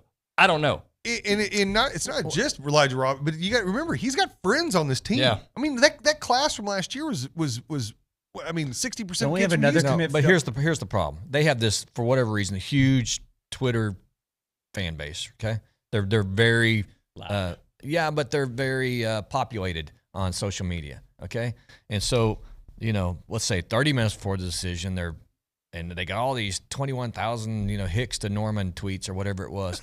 And then for grown adults to turn on a 17-year-old kid and talk to him and his parents like that after he doesn't choose your school, it's disgusting. Yeah. And that whole social media fan base of theirs is disgusting. And every school awful. Every school has people that do that. I mean, even we have those guys. But to me, it's bad. the volume. Like you were saying, the 21,000, like A&M's got a few people that do that too. A few, hopefully not more than that. Because again, he's 17 years old. Hey, and this goes to, so here's the beautiful thing, right? Why are 40, 50, 60-year-old people trashing 17-year-old kids? And here's the important thing. So GDB chose Oklahoma last year. I remember a lot of like, hey, good luck, young man. We want the best for you. Jimbo and them didn't burn the bridges with him. And when things changed, we ended up getting him.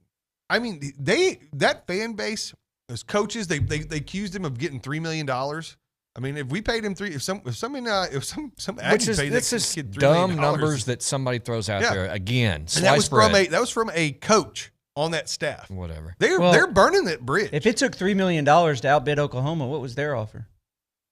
Yeah, because it wasn't zero. But do you even or repeat we wouldn't that? have offered 3. Yeah, that's not even worth repeating. That's stupid numbers. It's idiotic stuff like sliced bread stuff that comes from who knows. But sliced bread wants to type it on a message board.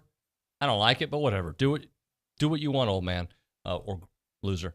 But for media, young, is that what the word? Yeah, for media people to pick that up and go with it. For media to do this. So all right, let's move on because we've done enough on that. OU sucks. Yeah. Last week you guys drafted. Let's get through it. Kelly, you drafted linebackers. Brownie, you drafted quarterback. Mm-hmm. We think you drafted wide receiver. We're going to quickly give your analysis. We'll start off with you, Hunter. Not Hunter, sorry, Matt. Quarterback, I think he played okay. I think that there's some potential for him to be a lot better. But I mean, he was decisive. He pulled that ball and ran. His legs were. I will give him credit impressive. for being decisive. He was. He runs hard, and I think he makes good decisions when he pulls the ball down to run. Again, he doesn't have a ton of time back there when it's throwing time. I mean, I think the offensive line's still working on that portion of it, but he's decisive, and he protects the football. He hasn't created a single turnover yet in his 2 starts, and so I'm happy with what he's done, and I feel like he can get better. I don't think we've seen a ceiling, although I don't think we're far from it. But I think he can get better, and he can be an absolute game manager, and which I don't think is a knock on a quarterback. I think that's a compliment to be able to run that offense the way it's that he can and better than the other 2 guys so far, obviously. So. We haven't seen. Weapon, he's a gamer. You got to do better than 10 completions a game for $140. Yeah. There's got to be more ceiling there. But he goes back to that culture of receivers, figure out how to win. Kind of a mixed bag. I guess they were fine when they were catching balls. Two big plays, one big gaff by a receiver downfield. I'm gonna give Anias an A. He had one catch, I think. 2nd and 30. 30, yep. 2nd and 30. Mm-hmm. The dude catches a 10-yard pass and zigzags for a 32-yard gain. Yeah. So props to him. And Evan Stewart, first touchdown. Good job. I give the linebackers a B minus maybe. They were good. Chris Russell was better than he's ever been, in my opinion. I thought they were great in coverage. I still see him plugging the wrong gaps a lot. At least it looks like the wrong gaps. I mean, is that why it's their B instead of? Because I felt like they played that's good. what it is. They need to run plug better, in my opinion. I'm not in the huddle. Maybe they're in the right gap, and the running back and the offensive line made a little better hole somewhere else or something. I mean, I don't know. I'm not in the huddle, but it looked like they were in the wrong gap. And I think Cooper, while he has great flashes, needs some more consistency. He's got some moments where you're like, dude, what in the world? And then he's got other moments when you're amazing. What in the world? He is fast. Hey, that dude is so fast. I think part of it, my problem is I think the linebackers were good enough to be an A every week, and we haven't lived up to that yet. And we're getting there. And I think they've played significantly better than they did against Miami, and the whole team played better than they did against App State. So we're getting there. It's coming along. Who do you draft for this week? Do I have to change? Because I like linebackers. No, you do whatever you want. I like linebackers. I mean, you're that one guy. Okay. I'm that guy. I mean, it's going to be hard, but yeah, I'll take the defensive backs. They're going to have their hands full. Okay. They are. All right, I like that. I'm only gonna have one linebacker in the game anyway. I'm gonna go back to offensive line. This will be my third time with offensive line. I think offensive line is our offensive line is the key to this football game. Actually, I want to change. That's the most important, by far, the most important player group in this game for us. Yeah. Because if we can control the line of scrimmage on offense and we can run the ball and keep the ball out of Will Rogers' hands, keep our defense fresh because they're going to be running around a lot. That's but if we can keep them fresh and keep guys in front of you and don't let people get behind you and all that sort of thing, then we can win this football game. We're good enough to beat them. We're better than them talent-wise. And so we've got if our offensive line can play well, we win the game. I want to change to defensive line, please. D-line. All right. Making a little change. I'm writing it down this week. Last week I did not. Okay. Guys, I got some numbers for us because I don't remember exactly where Arkansas was in rush defense, but I believe they were number 2 in the SEC last week. They've dropped considerably since the A&M game because A&M was able to. We can do that too. Devon can do that. So right now, the best rushing defense in the entire SEC is Alabama. They're only giving up 62 yards per game. Georgia is giving up 86 yards per game. They're number 2. Tennessee is Arkansas, number 4 at 98 yards. So they dropped a little bit. Mississippi State's in the middle of the pack, giving up about 113 yards per game so far. A&M, if you're wondering, 176 yards per game they've given up on the ground.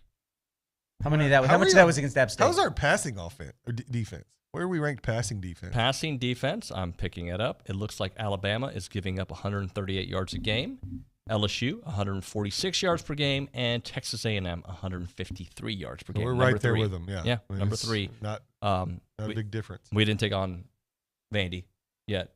No. But Appalachian State, it's not like they were throwing all over the place. I mean, so I don't want to say optimism or whatever, but they were able to run the ball effectively on Arkansas. It took a big run to get it going. It did. And then you look at what Mississippi State's doing, as I mentioned a moment ago, rushing yards per game. They are giving up right in the 8th in the SEC, so not even the middle, 113 yards per game. A&M should be able to establish the run. I mean, again, like I said, this game will boil down to the offensive line. Our offensive line is the key to this football game. So if they play well, we win.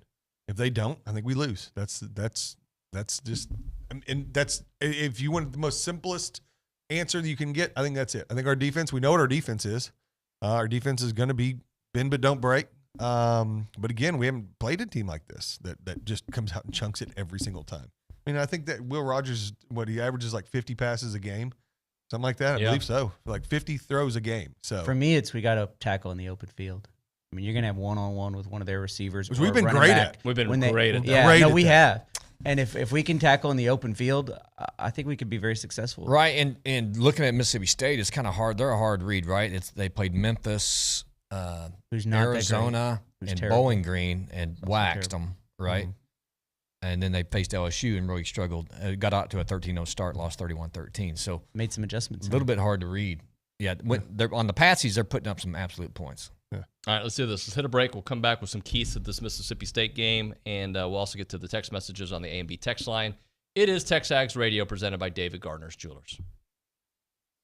I'm Chelsea Reber with your community calendar on the Zone. Help support the Never Forget Garden Veterans Memorial by participating in the 21 Steps event. On Saturday, October 15th, run or walk the half-mile path in the Brazos Valley Veterans Memorial with guides available at monuments. More information is on their Facebook page, NFG Veterans Memorial. The Pizza for a Purpose drive-through dinner is a Rotary Club of College Station fundraising event on Sunday, October 16th at Napa Flats. For $40, a pizza for two and a bottle of wine or non-alcoholic alternative can be picked up between 4:30 and 7:30 p.m. Now on display at the Brazos Valley Museum of Natural History, Checkered Past, the story of board games. Visit brazosvalleymuseum.org for more information. You can hear the Aggies take on the Bulldogs this Saturday, starting with the pregame show at 2 and kickoff at 3 here on Zone 1150 AM and 93.7 FM and online at radioaggieland.com. That's your community calendar. I'm Chelsea Reber on the Zone. Wolf Cleaning Services of Aggieland reminds all listeners that last year over 50% of our children were bullied or teased. This daily ritual leaves them in despair, feeling like there's no way out. Be someone that a child can go to for help, and let's stop the intimidation now. This message is from Priscilla and the crew at Wolf Cleaning Services of Aggieland, equipped to handle all your home and office cleaning needs. They don't cut corners, they clean them. Call 979-618-1019. Wolf Cleaning Services of Aggieland, wishing our kids a happy and healthy school year. Shop local, buy local, save big deals. Hi, it's Jenny from your local Big Deal store. If you've never visited our website, you're missing out because we've partnered with some of the best local businesses in town. Dozens of gift certificates, all discounted, ready for you to buy today. Here are just a few of the businesses you'll find. Blue Baker, M&M Apparel, Camino's Mexican Cafe, Horseshoe Junction Family Fun Park, and Moe's Irish Pub. Shop and save now at AggielandBigDeals.com. Hi, this is Jeff Vanderwood with Veribank. Veribank is continuing to grow in the Brazos Valley with a brand new full-service banking center on Highway 6 in front of Academy. We have a team of genuine bankers specializing in personal and business banking, wealth management, and investor real estate lending ready to serve you. Veribank is here to help you succeed financially, and you can bank on it. Visit Verabank.com today. That's VERA Bank.com. Verabank. Member FDIC, Equal Housing Lender. You can listen to Aggie football, basketball, and baseball on your Amazon Dot or Echo. Step 1, say, Alexa, enable Zone 1150 skill. Step 2, anytime you want to hear fighting Texas Aggie football, Texas A&M women's basketball, or Aggie baseball, all you have to do is say, Alexa, play Zone 1150. It's that simple to listen to your favorite A&M teams that play on the Zone with your Amazon Dot or Echo. Make sure to say one time, Alexa, enable Zone 1150 skill. Then say, Alexa, play Zone 1150.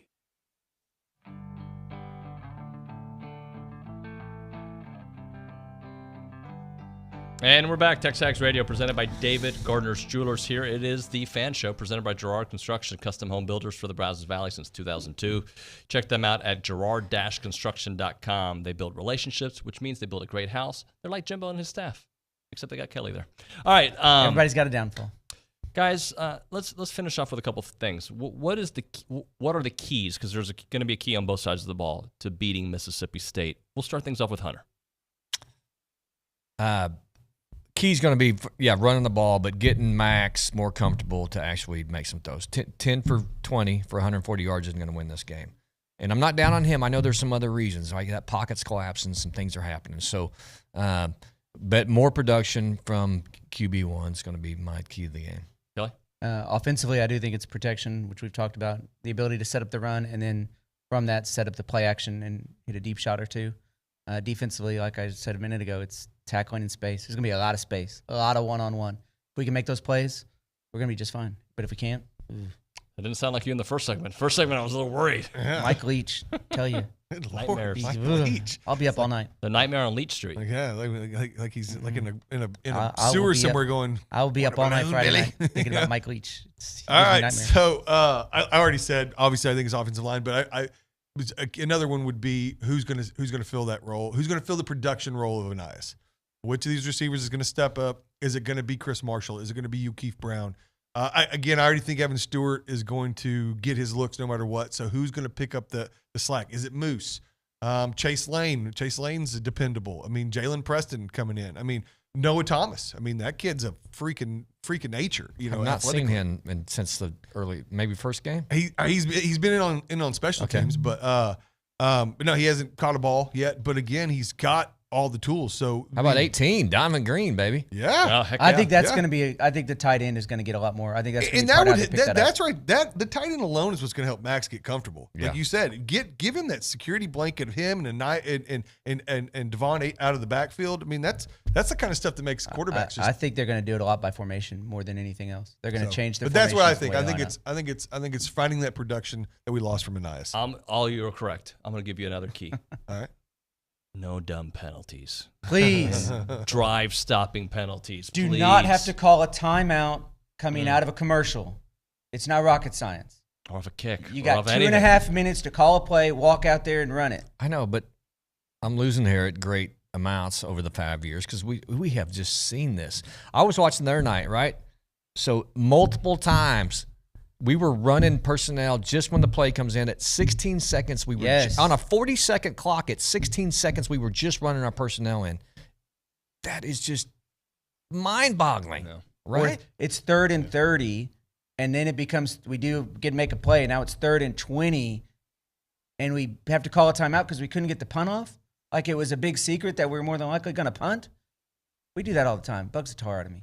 So do you guys want good text messages on the A&B text line or bad ones? No, give us the bad ones. Give me the ones that insult me. I've already got start with the bad ones. All right, I'll start with one bad one. Here's one from Seth. Hey, Seth. Seth has texted the show before. Seth, I remember Seth. He's not a fan of you guys, to be honest with Seth you. does not like But it us. makes us laugh. Hey, Seth. I don't know what it's worse. Fine Bomb, by the way, very successful show. Oh, yeah. I don't like it, but it's successful. Pow. Or this bring your personal friends on the radio for bar talk show. It's funny. You and I go back at least 15 years. Yeah. Me and Nuño have known each other forever. At least 20 years, right? Right, back at Cheers, yeah. I remember meeting you like a week before the show started. Yeah, I mean, Seth, this is all right. So just some clarity here. The show started, how many years ago did y'all start this? Really in like 2004 on a podcast. Yeah, with, so with before the mayor, podcasts Brandon were even Jones. cool, Hunter was on a podcast doing the show long before we were ever around. Gabe liked it, brought the show onto the on the radio for an hour a week during the football season, so you could have the fan perspective. It's your weekly dose of maroon Kool-Aid, man. And by the way, every talk radio show in the history of talk radio has this thing called a phone line that people call in and give their same opinions. Yeah. Except we can't control those calls. Yeah, we can control these knuckleheads. I'm just here because I sponsored the show. No, that's all right. Call us next week, That's Seth. right. We want your hot take. Yeah, Thanks- Seth. And thanks for listening. Yeah, come on in. Give us what you I'd think, like to Seth. see what Seth. That'd be fun. I could do that. Here's one from JB and Canyon. Is paralysis by analysis? Maybe the taking a long time, why they don't get a play called. Could be. Steve in College Station, OU, the 100-year decision in the wrong direction. Yeah, no joke. That's I saw a tweet where, maybe Big Red Sports Cars isn't what it used to be. Rhett Bomar. All right, Bomar, that's right. 10 seconds combined. Does A&M win if they only give up 21 points? Yes. Oh, yeah. Yes. 24 points. Yes. 26 points. Yes. Well, you're getting That's what up they there. did last year. All right, we got to do it. Thank you, gentlemen. 30's my Appreciate you. cutoff. That's going to do it for TexAgs Radio. Tomorrow, Billy Lucci for 2 hours. Seth, Steve McKinney, Olin Buchanan. Why am I talking like that? Fired up. Hey, Seth, have a great day, bud. We love you. Bye, Seth. We got his phone number. I'm not sharing his phone number with you guys, all right? I'm not going to say it out loud. I'm okay with 979. Just kidding. It's TexAgs Radio. We'll see you all mañana.